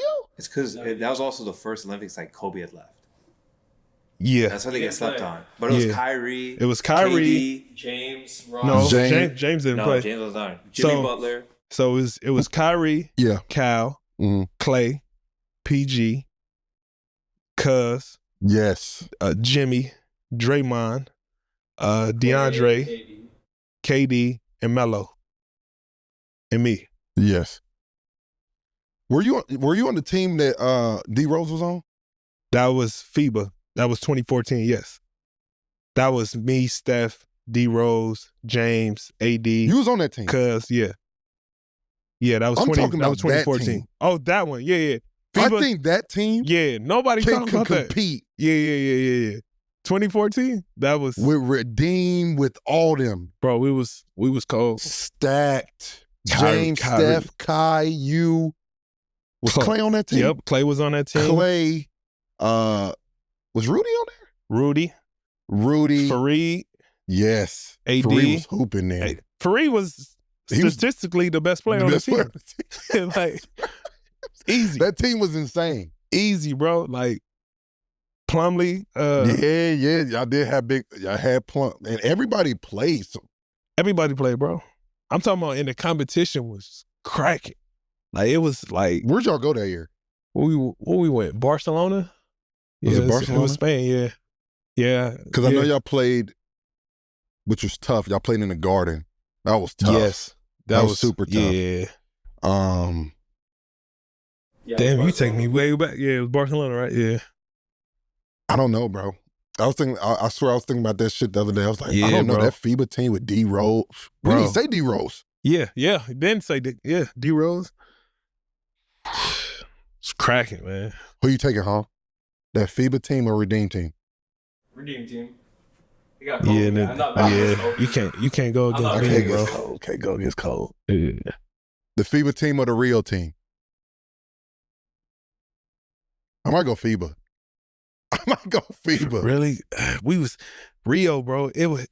Everybody was so locked into whatever they role was, bro. Like I don't know, bro. As far as like, you have two of Team USA's greatest Olympians, Melo and KD, on the team. For sure, but you had Steph, Kai, D Rose. What on 2014? He wasn't Steph yet. That's when that was his first year being Steph. That was his first year. He wasn't Steph yet, though. Nah, he wasn't all the way because Kyrie was carrying. He was carrying. Yeah, Kyrie was different though. Kai was different. Kai was different. Yeah, he was. Oh my God. Yeah. Which one was more fun, FIBA or Rio? Ooh. Rio, because when I look back at it, we were still so young. You know, like most of it. You gotta think about AD. Yeah, we're still fucking young. Mm-hmm. Me, James, Clay, Steph, Kai. We was still so young. Yeah, you know what I mean? Young, like, so we was looking at it not like we was established who we was in the league. Mm-hmm. It was like, man, we able to do this shit. You know what I mean? Like that was a cool, fun part of us just being like kids. Mm-hmm. You know, representing USA was cool. Making an all-starters, like once you do that, what is your mindset? And is there more pressure to continuing to do that once you do it one time? Because everyone says you don't want to just do it one time. Yeah, no, you want to kind of like solidify yourself as, you know, something more than just that one time. You know what I mean? and it just lets you know that you really that. It wasn't an accident. Yeah. You know, it wasn't a fluke. You know, when you do it, you know, more than once. You know, so for me, that's how I look at it. In my second year, that year where I got hurt, that's a lot of my frustration was like, damn, I didn't want to be a one-time all-star. I get hurt 6 games into my, you know, my next year of that. Now I'm about to miss it, you know, and it's always frustrating because I missed that because that was the year. It was in the Garden too. All-Star was in the Garden. That too. would have been lit. So, but yeah, you just want to make it multiple times to show that the work that you putting in is being recognized. Yeah. Y'all had a unbelievable, end up being the number 1 seed. What was that, 16, 17? 15, 16, I think. Say 15, 16 number 1 seed, weren't they? I'm talking about when Bron ran up in that motherfucker. Yeah, that was 15, 16? Nah, bruh. That was 16, That right? was 16. Because I think we whatever year Bron won it in 16. Yes. Right? Yes. So it might have been the year after that. Because Bron team no, won. I think you guys were second seed, yeah. So it was 20, it was 16, 17. when we went to the conference finals. When you guys were number 1 seed, it was 16, 17. Yeah. So. Actually, no, that was 17, 18. Yes. 17, 18 was the first seed. Yes. Yeah, but we lost to them in the second round. Yes, you lost to the Cavs in the second round, 16, 17, Yeah. and then 17, 18 also lost to the Cavs. In what round? Conference semifinals, both. They lost second round both times. Yeah, but then we lost to them one time in Eastern Conference. That was 15, 16. Yeah, that was 15, 16. Yeah. And that was also the year that Toronto hosted All-Star. Yeah, 15, 16. Which is, that had to be different. That was the coldest day of my life. I heard that was the worst All-Star. Bro, like I heard it was worst All-Star. Listen, it was so cold. I've never in my life been nowhere colder than that day. That day was the coldest. That exact day. That day? Tell everybody, Toronto's not typically that cold. No, I've never, my 9 years there, I never felt it nowhere close to how cold it was that day. It was miserable. Like it was the worst. It was the worst shit in the world, bro. It was so fucking cold. Like looking outside, it just looked like everything was frozen. everything was just, bro. It was crazy. It was bad. I've talked to multiple people that was like, bro, Toronto was the worst. Yeah, it was bad. Because, not just because of the city, but just how cold it was that day. Mhm. Everyone talks about it. Bro, And so cold. It's Kobe's last All-Star too. Kobe Yeah, last All-Star. yep. It's like, how special was that? Just knowing you growing up, Yeah. knowing Kobe the whole time, and now That was- you there. That was amazing. You know, that's one moment that I cherish in my basketball career, to be able to compete versus Kobe in his last All-Star game, Mm-hmm. do the tribute, everything we did for him that year. I mean, it was incredible, man. It was amazing. One, to have Toronto host All-Star was dope, but you know, to send out Kobe the way he went out, it was amazing. Just to see, to be there, take pictures with him. Mm-hmm. You know, he signed everybody All-Star jersey. It was just dope, man. It was just dope to see him in a different light, you know, accepting, you know, his last year. It's lit. That's lit. Because I want to. What up, everybody? Y'all know what time it is. It's time for Theo's Picks. And first and foremost, y'all know we are sponsored by DraftKings. So y'all go to DraftKings right now, download the app, and use promo code RACE. Now let's get to the picks. Wednesday, May 28th, we got Game 5 back in OKC. Big game. Got to do what we got to do. And I'm going to say OKC win that game. I think OKC going to come back home and do what they need to do and take care of home court. I think the point guard matchup is very insightful. I think it's one of the things where I think home court just comes into play in these type of games with these two evenly matched teams. And I got OKC once again. Next, we got Thursday, May 29th, Game 5, Indiana versus New York, back in New York. Upset alert. I think Indiana's going to go into New York and get a win. I think they're going to ride the momentum, do what they need to do, and win that game. I think it's one of those things where New York can relax because they're at home, but Indiana, as you can see, all playoffs, they have won road games. But so I got Indiana going to New York and winning that game. Friday, May 30th, we got Game 6, OKC versus Minnesota, back in Minnesota. I'm going to say Minnesota. I think, like I said, I think it's going to go to 7 games, and I think every home game, the home team has the advantage in this series just because role players play better, and I just think the home crowds are very hostile in these places. And then Saturday, May 31st, New York versus Indiana. New York's not going to go down lightly. New York's going to win the game, and I think they will ultimately go back to New York for Game 7 and beat Indiana in Indiana. So that's what I'm looking forward to. Some great playoff basketball. So y'all know what to do. Go to DraftKings, download the app, and use promo code RACE. Now let's get back to the episode.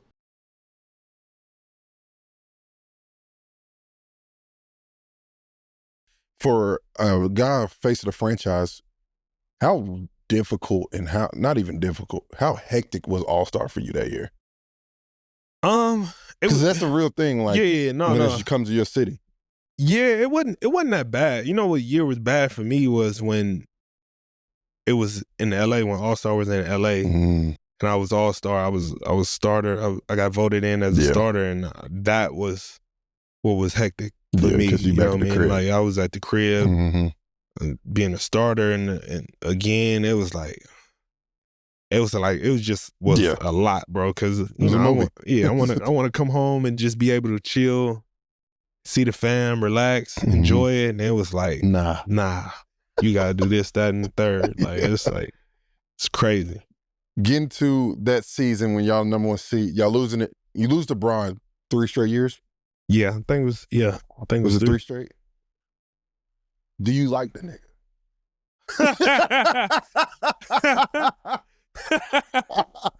I mean, there got to be some little vendetta. To say, hey, listen, bro, I'm gonna be real with you. I don't what you like. Nah, Brian, my partner, bro. Brian, the mutual respect that we have for one another, competing at a high level.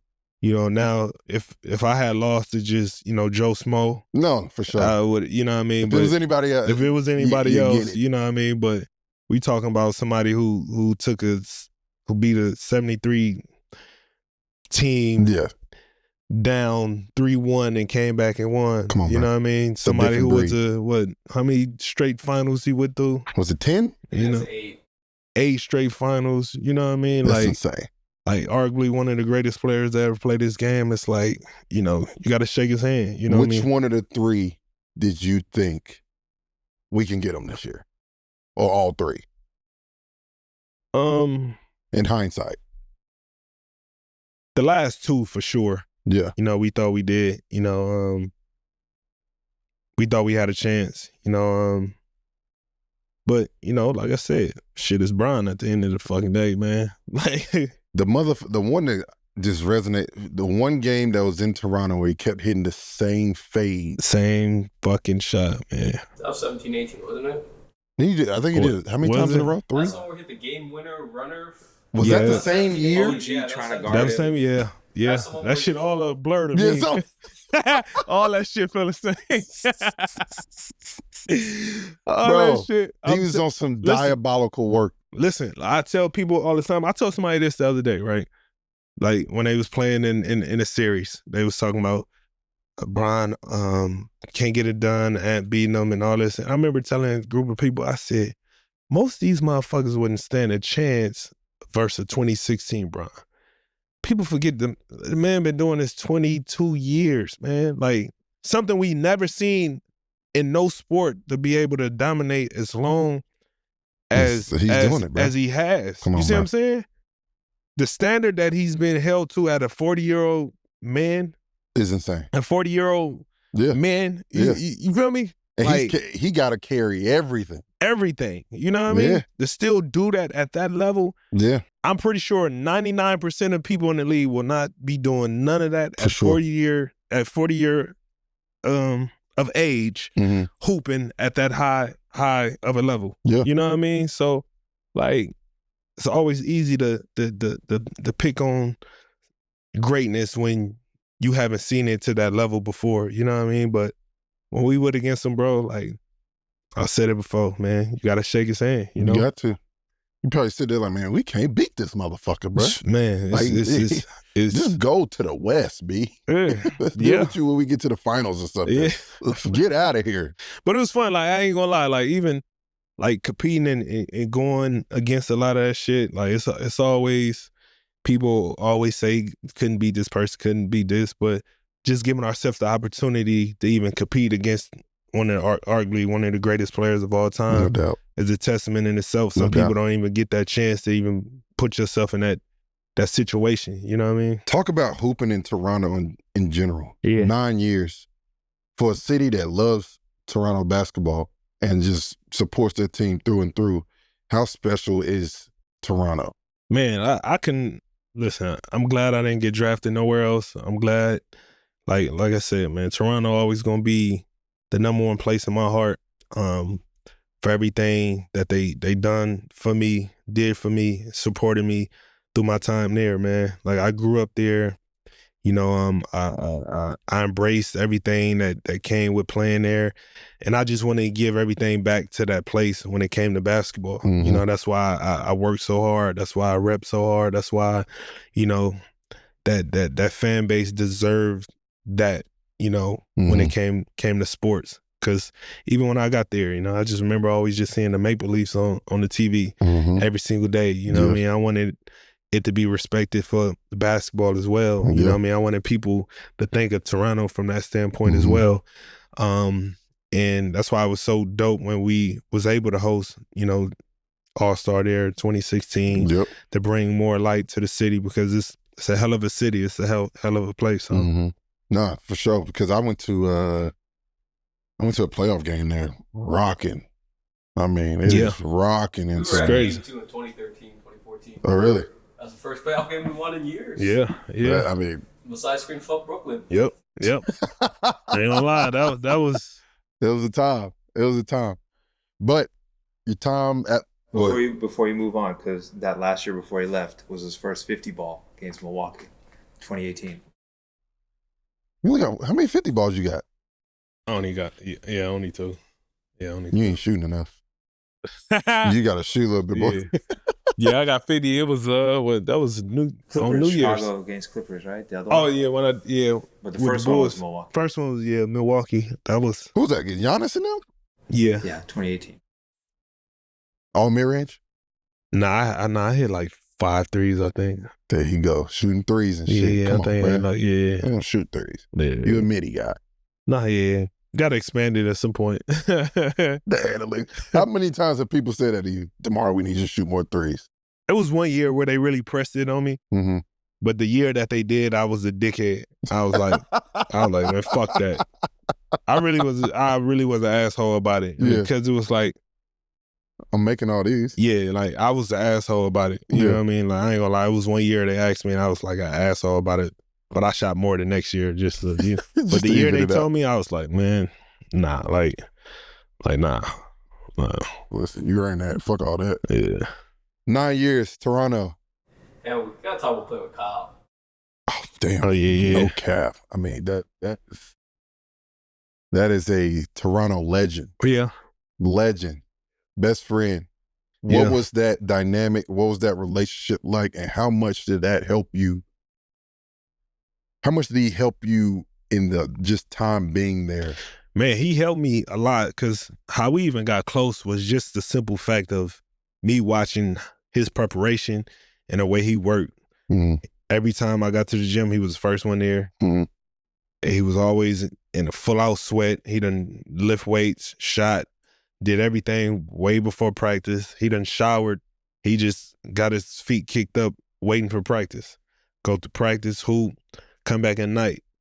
The way he broke down the game, you know, Cal was the first for me with a lot of things, and because he paid attention to so much shit, man. Yeah. Like motherfucking point guard. They paid he the ultimate point guard, bro. Yeah, bro. It's been times like, and the funny thing, like he I don't give a damn. He know I piss him off, but he hate. Like, you never see Kyle like doing interviews telling stories about certain shit, right? Yeah. So he hate when a lot of shit get brought up, right? But I don't be giving a fuck. I'd tell it. Yeah. So Cal was like the first person, like we'd be in training camp and we'd be in a huddle, coach drawing up a play or something. He'd take the board, erase the whole fucking play, correct the play, and say we doing this. And it'd be like, Yeah. all right, Yeah, like, I you know guess what I we mean? doing Like, this. we doing this. Yeah. But that's how, and it was Smart. never nothing like, To be an asshole. He just like, no, I see this. yeah, he see this, and it's never nothing more so like, it ain't like he drawing him to play for himself. Mm-hmm. It's like, this is what gonna work and get this for this. Mhm. Like, he had a reasoning for every single thing, and he used to always do shit like that. And that Mhm. shit used to be funny, but he was so serious with So it at good, times, yeah. bro. So serious, bro. Like, The way he's passionate for the game, you could tell the way he play. oh yeah, he plays so fucking he plays hard, so bro. hard. He gonna lay it out on the line and all that. And like I said, like Cal was the first of a lot of shit that I seen when I was in the league that took it as far as he took it, because he plays so hard at times. It could be a practice. He may not go as hard in practice because he probably just went hard in the game before. Mm-hmm. And we'd come out and practice, and sometimes we'll be doing full court drills, playing, working on defense, and he'll shoot like a fucking 30-footer just so the drill could end, right? Yeah. So coach used to get mad at him. But Cal doing it, this is just him being smart. Like, Yeah. I'm about to shoot this dumbass shot so the possession to end so we ain't got to keep running up and down. Yeah. So coach had told him, like, Cal, just go sit on the side. Yeah. You don't need to practice. Everybody else needs to practice. Cal like, man, I ain't going nowhere. Uh-huh. Cal takes the ball and said, if I got to go sit down, we ain't doing shit. Sits in the middle of the floor. No, he don't. I promise you. Sits in the middle of the floor. Like, nah, if you want me to sit on the side, we ain't doing nothing. Yeah. So coach said, everybody go to the next court. Next court. No, he goes still on that. So everybody go to the next court. Cal runs, take that ball, and said, no. You know what I mean? But he always used to do shit like that for the benefit of us as a team. Yeah. And guess what? We go play tomorrow night. He gonna give you everything He gonna got. give everything he got, and we gonna follow right behind him. For sure. You know what I mean? For That was sure. the beauty about him and the crazy things he used to do that used to just used to be crazy, because it's like, you know, I ain't What never you seen thinking none of this shit. Come on, what are you thinking, Like, bro? Yeah. bro, it was that, bro. You know what I mean? Ultimate leader, because I think those are the guys that you really look up Yeah. to, because it's like anytime you can have a guy that you can look at and be, you don't ever have to worry what they're gonna bring to the Yep. table. Never. You don't have a problem following. You don't have a problem them being your leader. Be like, okay, we know he gonna show up tomorrow night Every night, bro. and give us everything he got. Every night, bro. So Every night. It's Kyle's one of the most ultimate pros Most out there. And it's been even times, if it used to be games where he'd be like, man, the first quarter, I ain't got it. I'm gonna need to get warmed up. Mm-hmm. I'm like, I bet I'm about to run off this 18 first quarter. But the rest of the game, he gonna dominate. Yeah. You know what I mean? I'm gonna talk. That's open communication. Gotta have that. Ah, bro, we Because everybody don't have it every game. Bro, Hey, look, listen, bro. we had that, and that was another element of something that I learned from how to be a great teammate, of having that type of communication, Mhm. because we always consistently had that in the game, outside the game, bro. Every step of the way, bro, we always had that communication. That's what made me better at what I was able to do, and what made us better as a team, because we was able to have that. You know what I mean? And For sure. that's the greatness within him that people don't get to see on the stat sheet. You know what I mean? For sure. Like, Kyle's the ultimate guy to do all the little shit that Bro. you don't see. it's the craziest thing, bro. I remember saying to him, they didn't have really the plus minus shit like that on stat sheets when I first came into the league. So by the time I started playing with Cal, I remember not really paying attention to the plus minus shit, or really giving a fuck about it, right? Especially at the time, like, I'm a hooper. I just want to get to it and all that Are shit, we right? winning the game? Yeah, Okay, so it bet. used to be times come out, Cal be like, that he used to pay attention to that shit all the time. Mhm. He used to be like, man, yeah, I was plus 22. I'm like, what? You see what I was? Plus 2. How the fuck you do that? You only had 6 points. Like, but he'll break it down to me and be like, oh, the effect that he have on a game goes much more than what the fuck he scored and all that. And that showed me the different understanding of his greatness. You know what I mean? Nah, for sure. And it's all those little things that we don't realize till later. Yeah. 9 years. Then you go to San Antonio. Yeah. What was that like? What was that moment? I mean, one, you know, it sucked to leave a place where I wanted to be. But I couldn't have had went to no other better place than San Antonio to be under Pop. Because Pop took me in not as a player, but as a man. Because he knew it's tough for you. Yeah. Yeah. Just everything. Yeah. Like his approach with me wasn't basketball. Got you. It was the humility that he brought with being a coach. Like that he established right away. That made me feel like, man, I run through a wall for this motherfucker. I ain't even put on a Spurs jersey. Yeah. You know what I mean? And the greatness that he had with that made me understand why he been successful as a head coach. Yeah. You know what I mean? And it made it easier when it was time to play to be a basketball player. Yeah. You know what I mean? And he brought out a lot of stuff in me that I didn't realize I had and challenged me in ways that I didn't even realize it. Like, I remember one of our first shoot-arounds before my first year I played there, one of the first shoot-arounds we had, bro. I'll never forget. This man said, yeah, we're going to do this. DeMar's the point guard. I was like, I said, what? Man, I ain't never been no fucking point guard. What you mean? I'm the point guard. Yeah. But later down the line, I figured why he did that was to challenge me on understanding how to make everybody else around me better. Yeah. Because I was always caught up in thinking of being a scorer first. I remember my first month and a half, like I was like top 3, 4 in assists. Yeah. In the league, because it was like he had me understand like 3.5 quarters, dominate making your teammates better. We know you can do this. Last 6 minutes of the game, all you. And it became so easy and so fun getting everybody else involved. It made the game a lot easier for me. Yeah. You know what I mean? I carried that on, understanding like how to be a better playmaker, how to get guys comfortable, bring them the most out of them. You know what I mean? So he used to do a lot of shit like that brought the most out of me, because before I'm just looking at it like, man, game about to start. Hell yeah, I'm about to run off a quick, we playing who? All right, I'm about to run off this quick 20 real quick. Yeah. You know what I mean? Like that was my mindset. So he changed all that for me, but he made everything simple for a transition because, you know, the person he was, man, it was amazing. What's the craziest Pop story? Trying to think. Oh man, this is a good one. I remember I think we had lost like a couple games in a row. He said, I remember him going off. He said, you know what? Fuck it. We gonna watch film tomorrow. We're gonna watch film. We gotta discuss this. See y'all tomorrow.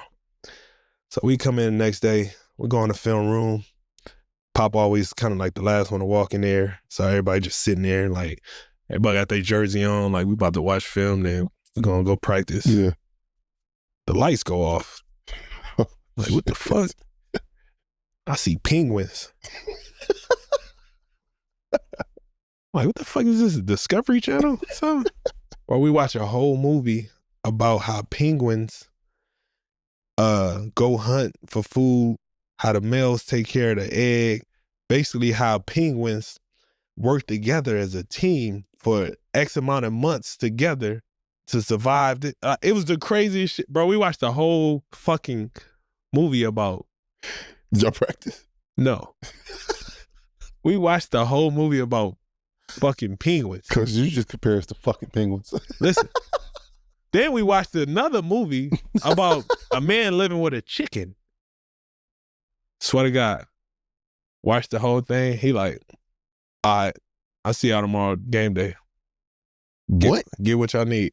I promise you, bro. I ain't seen anybody who played with me that year. What movie we watched? I promise you. We watched a movie about penguins and a man Living with a chicken. And a man living with a chicken. So what do we learn from this, D? What do we learn from this? Togetherness. You gotta have to survive. I swear to God, bro. What was our record this year?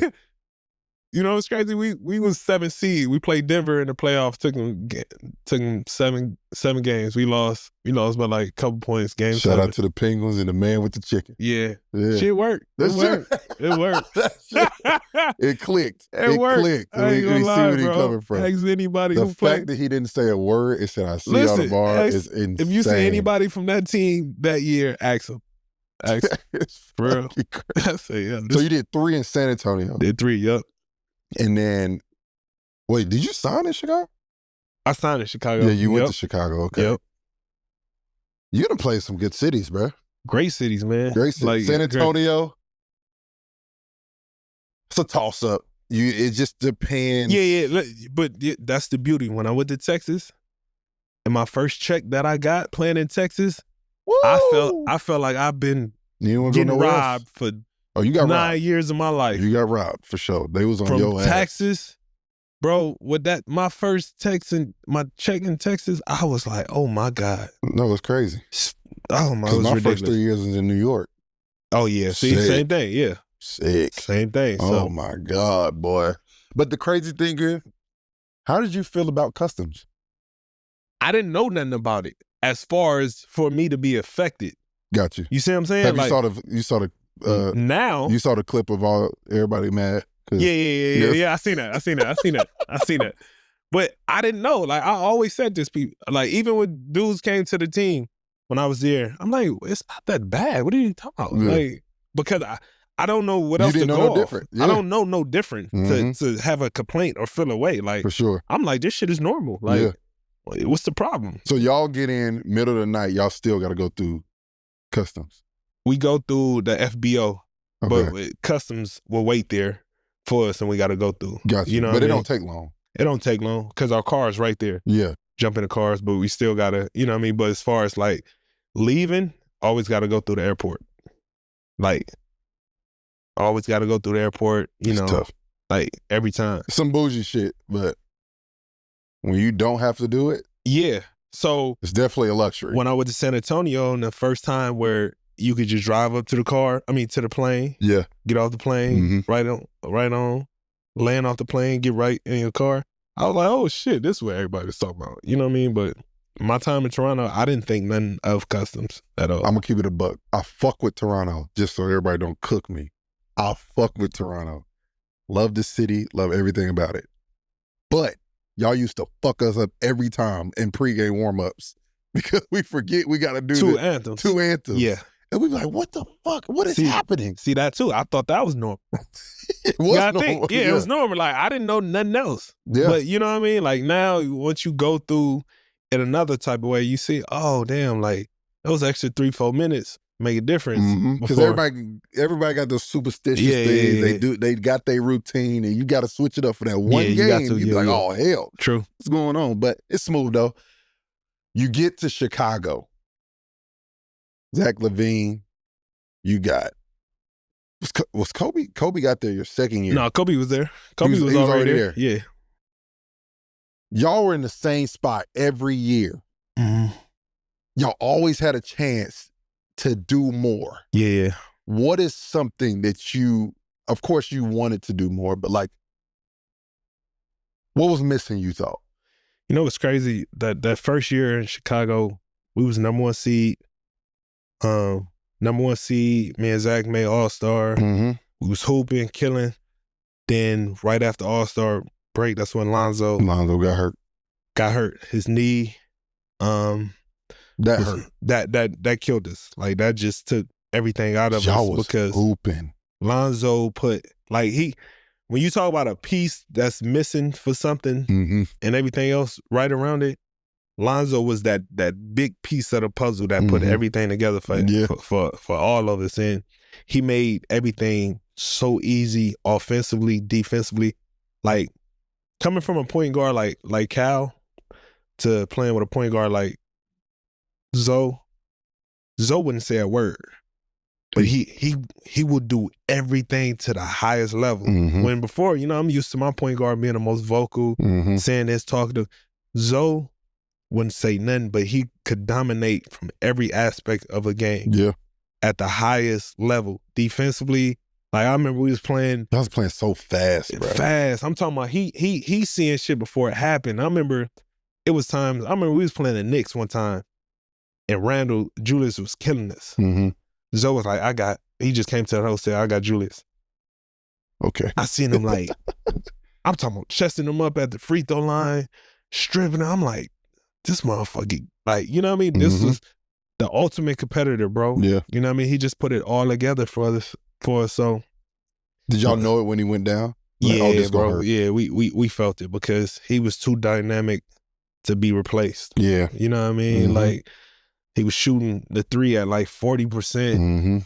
Defensively, the things he do, obviously, is passing. You have to switch everything. Like, yeah, you know what I mean? Like, so when we lost him, it was tough. Like, but we had such a big cushion. Like, we was trying to figure it out. But by the time, you know, playoff came around, and at that time too, Zach was dealing with his knee. His knee started bothering him. So, you know, we dropped to 6, and you know that's when we had to play Milwaukee, the first round. But you know, those next couple years, it was tough because Zach was in and out the lineup. Then you know Zoe was out those next couple years, and you know it was just rough. It was rough, but we was trying to compete. You know what I mean, as best as we could. For sure. And then the thing was, for me, everyone remembers how great y'all looked with Zoe on the floor, and it was just like, it was kind of like would you say it was more of a, not cloud, but like a anticipation, like when Zoe coming back? Yeah, because at first, you know, when it happened, even when he went down and got hurt, we didn't know it was that bad. Yeah. Because, you know, he still was playing, and I just remember, like, you know, he would ice his knees. He'd do little stuff here and there.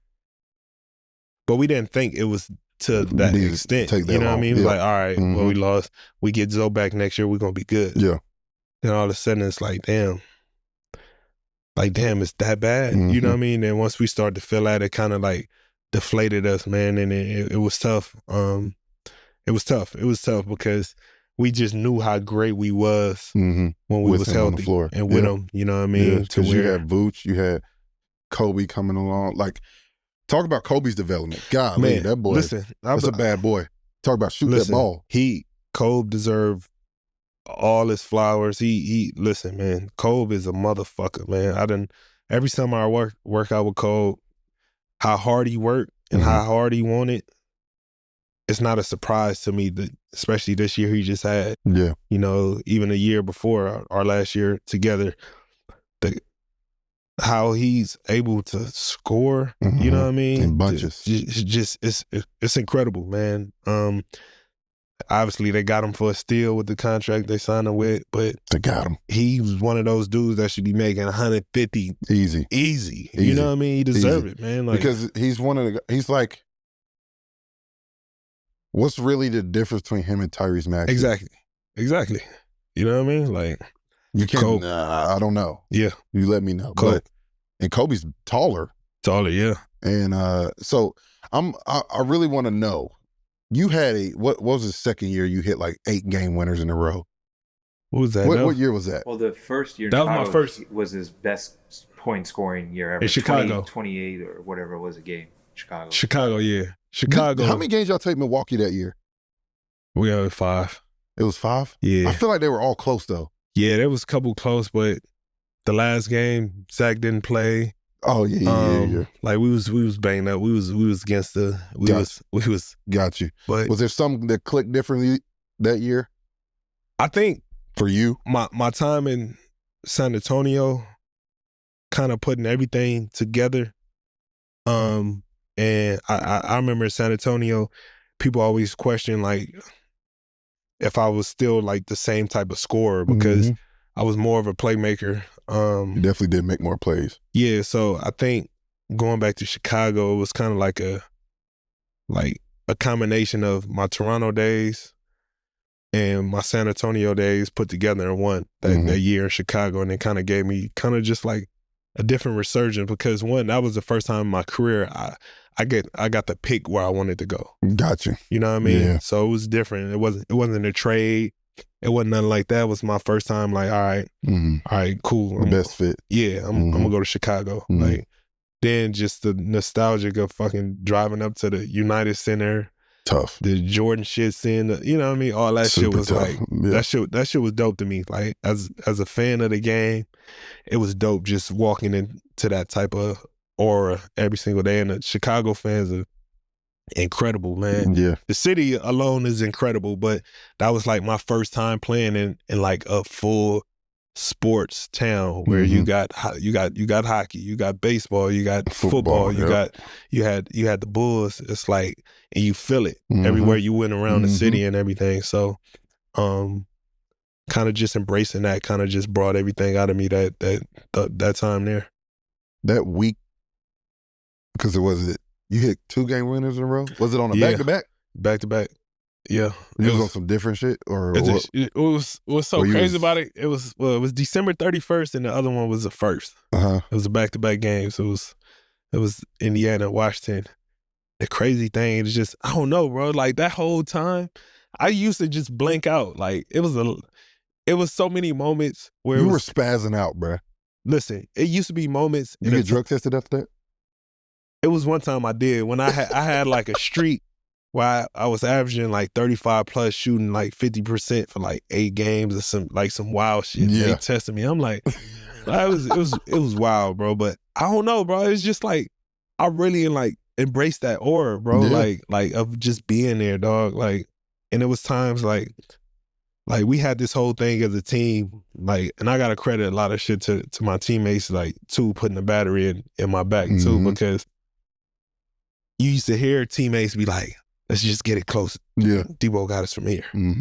Or we you know what I mean? Like, that's a lot of belief. It used to be that. It used to be in timeouts to where it's like, if it's a 1 possession game, motherfuckers knew like, just get the ball, get the fuck out of the way. Bro. You know what I mean? Just keep like, it here. We good. All the time, bro. So I just used to embrace those moments and not wanting to let my teammates down and just always wanting that moment. Nah, for real. You hit the first night's Indiana, you hit the game winner. Yeah. You turn. Will you have the same situation the next night? Yeah. Hold on, which one was tougher though? I shot the Indiana one off one leg. That's the one I shot. That's what I say, bro. I ain't gonna hold you. You gotta get tested, bro. Listen, mentally, there's something fucked up. Both of them was threes too. The one leg is crazy. Yeah, it was. What'd you do that for? So there's no explanation. Don't give me no bullshit. No, it's really an explanation. No, it's really an explanation. And the crazy thing, Tori was guarding me, TC. Yep. So when we played together in Chicago, I told him why I shot the one leg like that, but this is why I shot it, because the whole game, I think I said it before, he guarded me the best in the league. By far. And I told this nigga that. He the only one to guard me the best. And I remember that game, like I was struggling and I was tired. Like, he making everything tough on me, everything coming up short and everything. So when I tried to get the switch, I seen him fight over the screen, get back in front. So I'm like, oh shit, I ain't got no legs. Yeah. I said, if I just try to one dribble this and fucking fade away, Tori already long. Yeah. He already got reach. He gonna block it. Yeah. So I'm like, let me just size this up and I'm gonna just shoot this bitch off one leg. So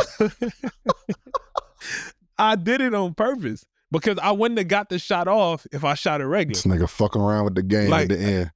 For game, one leg. One leg, bro. Shot tough. that. Then back to back. Going to Washington. The crazy thing, Washington, the play was for Zach. The play was for Zach. And if you watch it, Zach couldn't get open. So I kind of broke the play off and I yelled at Kobe. Like, I always just make this noise or whatever whenever I wanted the ball. So I did that shit to Cole. And Cole passed it to me in the corner. I'm like, I know one of these motherfuckers gonna jump for this pump fake. Like, either I'm gonna get fouled, or I'm gonna be able to get a shot off. So when I turned, I pump fake. And I seen both of them jump. I'm like, oh shit, I'm gonna get this off. Like, I just shot that bitch regular and I was like, shit was crazy, bro. That's a movie. Yeah. 2-game winners back-to-back. Back-to-back, On a bro. back-to-back that's a movie, bro. I Crazy. ain't gonna hold you. Crazy. Not gonna hold you at all. Chicago stint comes to an end, you go to Sac. Yeah. I'm not gonna say too much. I said this, he didn't say shit. It's Sac. But you get there, it's a new beginning. You got a mob still. Yeah. They got a team. Mm-hmm. It's a lot that went on in Sacramento this year. Yeah. A lot. Yeah. A lot. What was the year like for you, and what did you learn from the year? It was a lot of firsts from the standpoint, like you said, it was just a lot that transpired, a lot went on. Mm-hmm. From, firing coach to trade of their franchise player, Mm-hmm.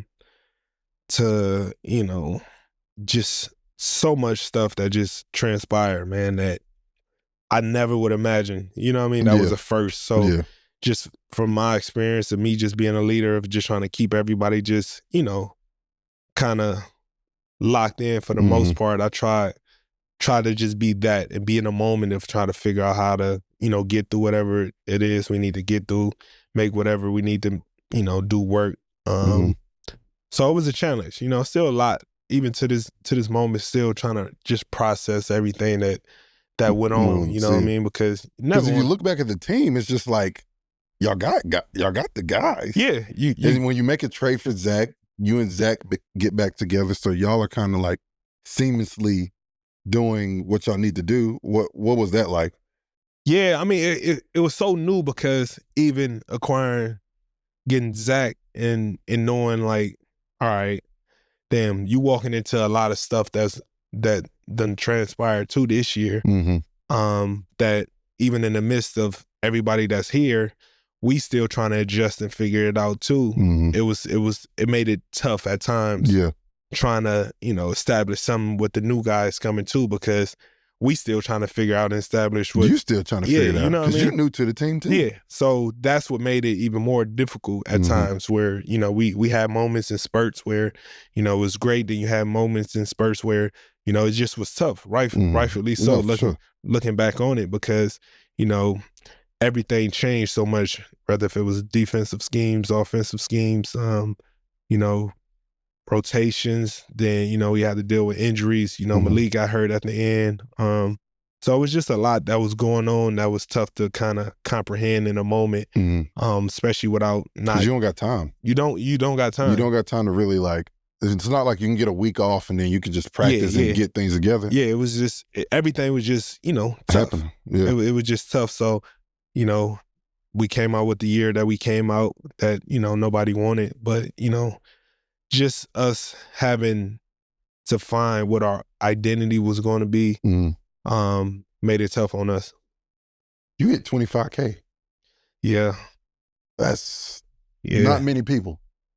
Nah, for you to hit 25K, how special is that for you? Just all the work you put in, and just like I said, that's a feat that a lot of people will never get to. Yeah, bro, it's a crazy thing. Even in the moments of when I pass guys, I really don't take it for granted. Like I'm still amazed and humbled by it because, I never told myself, like, man, I'm trying to be top 25 in scoring. I'm trying to just I really just played the game for the love of the game, man, and just want to be respected by my peers and teach anybody before me everything that I learned. So when things like that happen, it becomes, it becomes a disbelief at times because, like these guys and people that I watched and look up to way before me, that I never would imagine, I'd be scoring 25,000 points. It's crazy. It's crazy.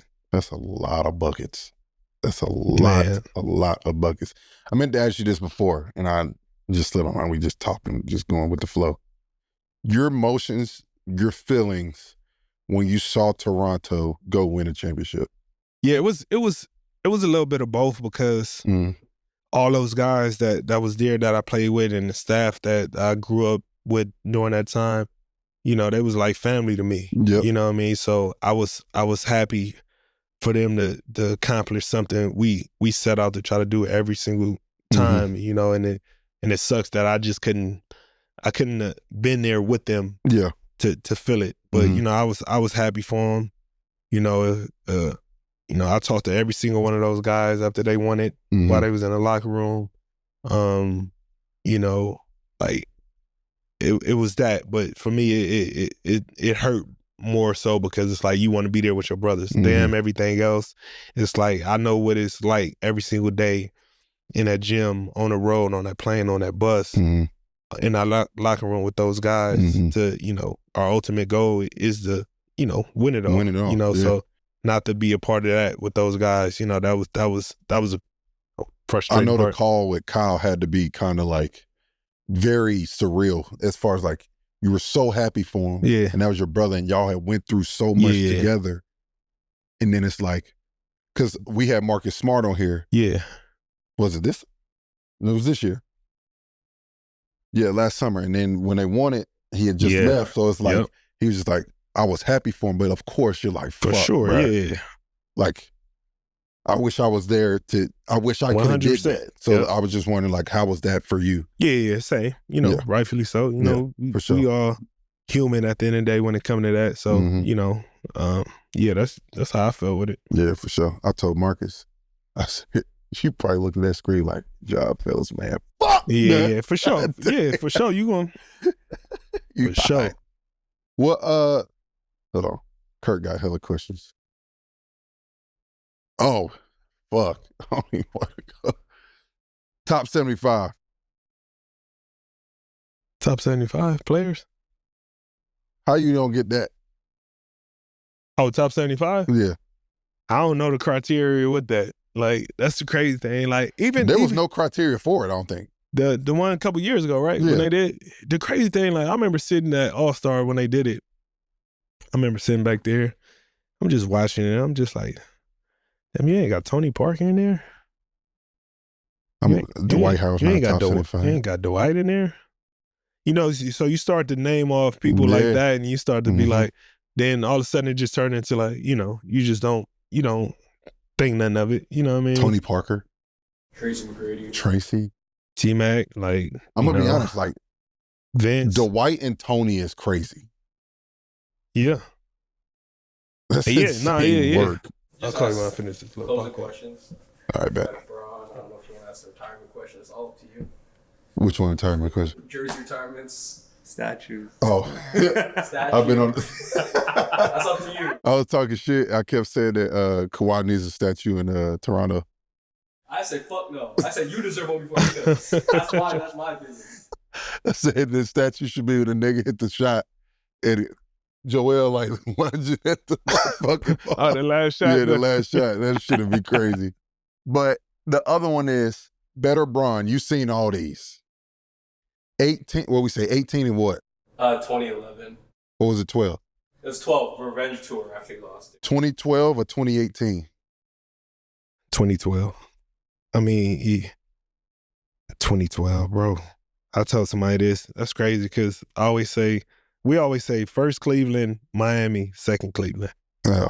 Right? Yeah. So I always tell people, I always say Miami, bruh. Different. Oh, my God. Yeah, Miami, Brian. I just second stint, Brian is OD crazy, but bro, he was shooting like 55% from the field, whatever it was. Yeah. Like, what he was doing, like, and the nigga was like 280, running through people, running a 4.2. running through them. He running past your fastest point guard. Yeah. Dunking, jumping over people. Like, you ever seen people get the D-Rose flu? The D-Rose flu? Nah, I seen some people get certain people flu. I seen. Yeah. I seen some people get, I ain't gonna say name, I seen a few people get the Carmelo flu. Yeah. I seen some people get the KD probably. KD flu. Mm-hmm. I done seen some people get that flu, motherfucker, ain't it? Man, yeah, I done seen. Yeah. It's so hectic with that. Yeah. There. All right. What was it that we did in All Star? Was it starting fives? Yeah, but before that, toughest defender you've ever played against. Toughest, yeah. Torrey Craig. Defender? Toughest defender. Oh, of all time? Toughest you've ever played against. That you played against. Yeah, toughest defender, guard me. Toughest probably was like T.A., Tony Allen. Like, okay. Yeah, I'm glad I only used to have to see him like twice. Yeah. When he was in Memphis. But yeah, T.A. was one that I always think about. The way I judge guys, how they defend me is if I look at it like, damn, I gotta get stronger. It makes me question my game. You know what I mean? And like T.A. was like one of them. You gotta perfect different ways because he working on his shit. Yeah. You gotta work on yours. Yeah, I gotta get a little bit more sharper. Yeah. Yeah, T.A. He's one of those guys. Yeah, he was one of them. To where it was like, because quick hands, awareness, feet, anticipation, on ball, chasing you, screen. Like he had it all. You know what I mean? So I say T.A. Yeah, you probably got that one. Not gonna hold you. Let's go to starting fives. What is it in East? It's California versus North Carolina. That's what I'm saying, bro. Are we gonna use all of Cali or what? State. Bro, I could just go Southern California. No, but we can't change the rules of state. All right, you go Cali. You go point guard first. All time. All time. You go first. Let me see what vibe you going off of. I got my point guard. Chris Paul. Over Steph? Oh yeah. Okay. I'm gonna go Steph. So point guard. All time. Gravity. You gotta chase that motherfucker everywhere. Ooh. And I could go all of California? You can go all of California.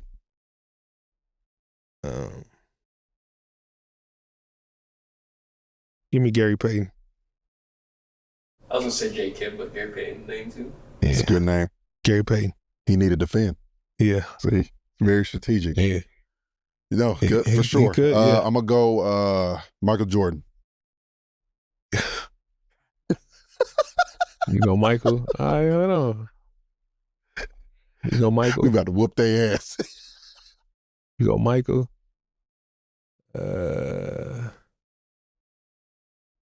James Harden.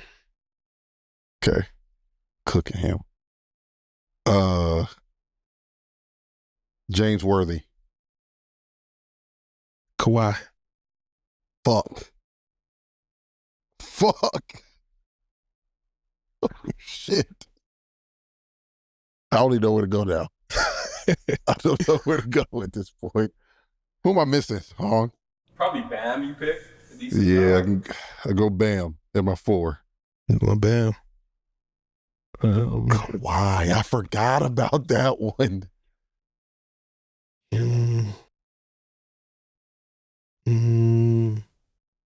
Who's my 5? I give you my 5. Okay. Tyson Chandler. It's a great 5. Where's she from? And not North Carolina. He not from North Carolina. Hey, you go David Thompson, Bob McAdoo.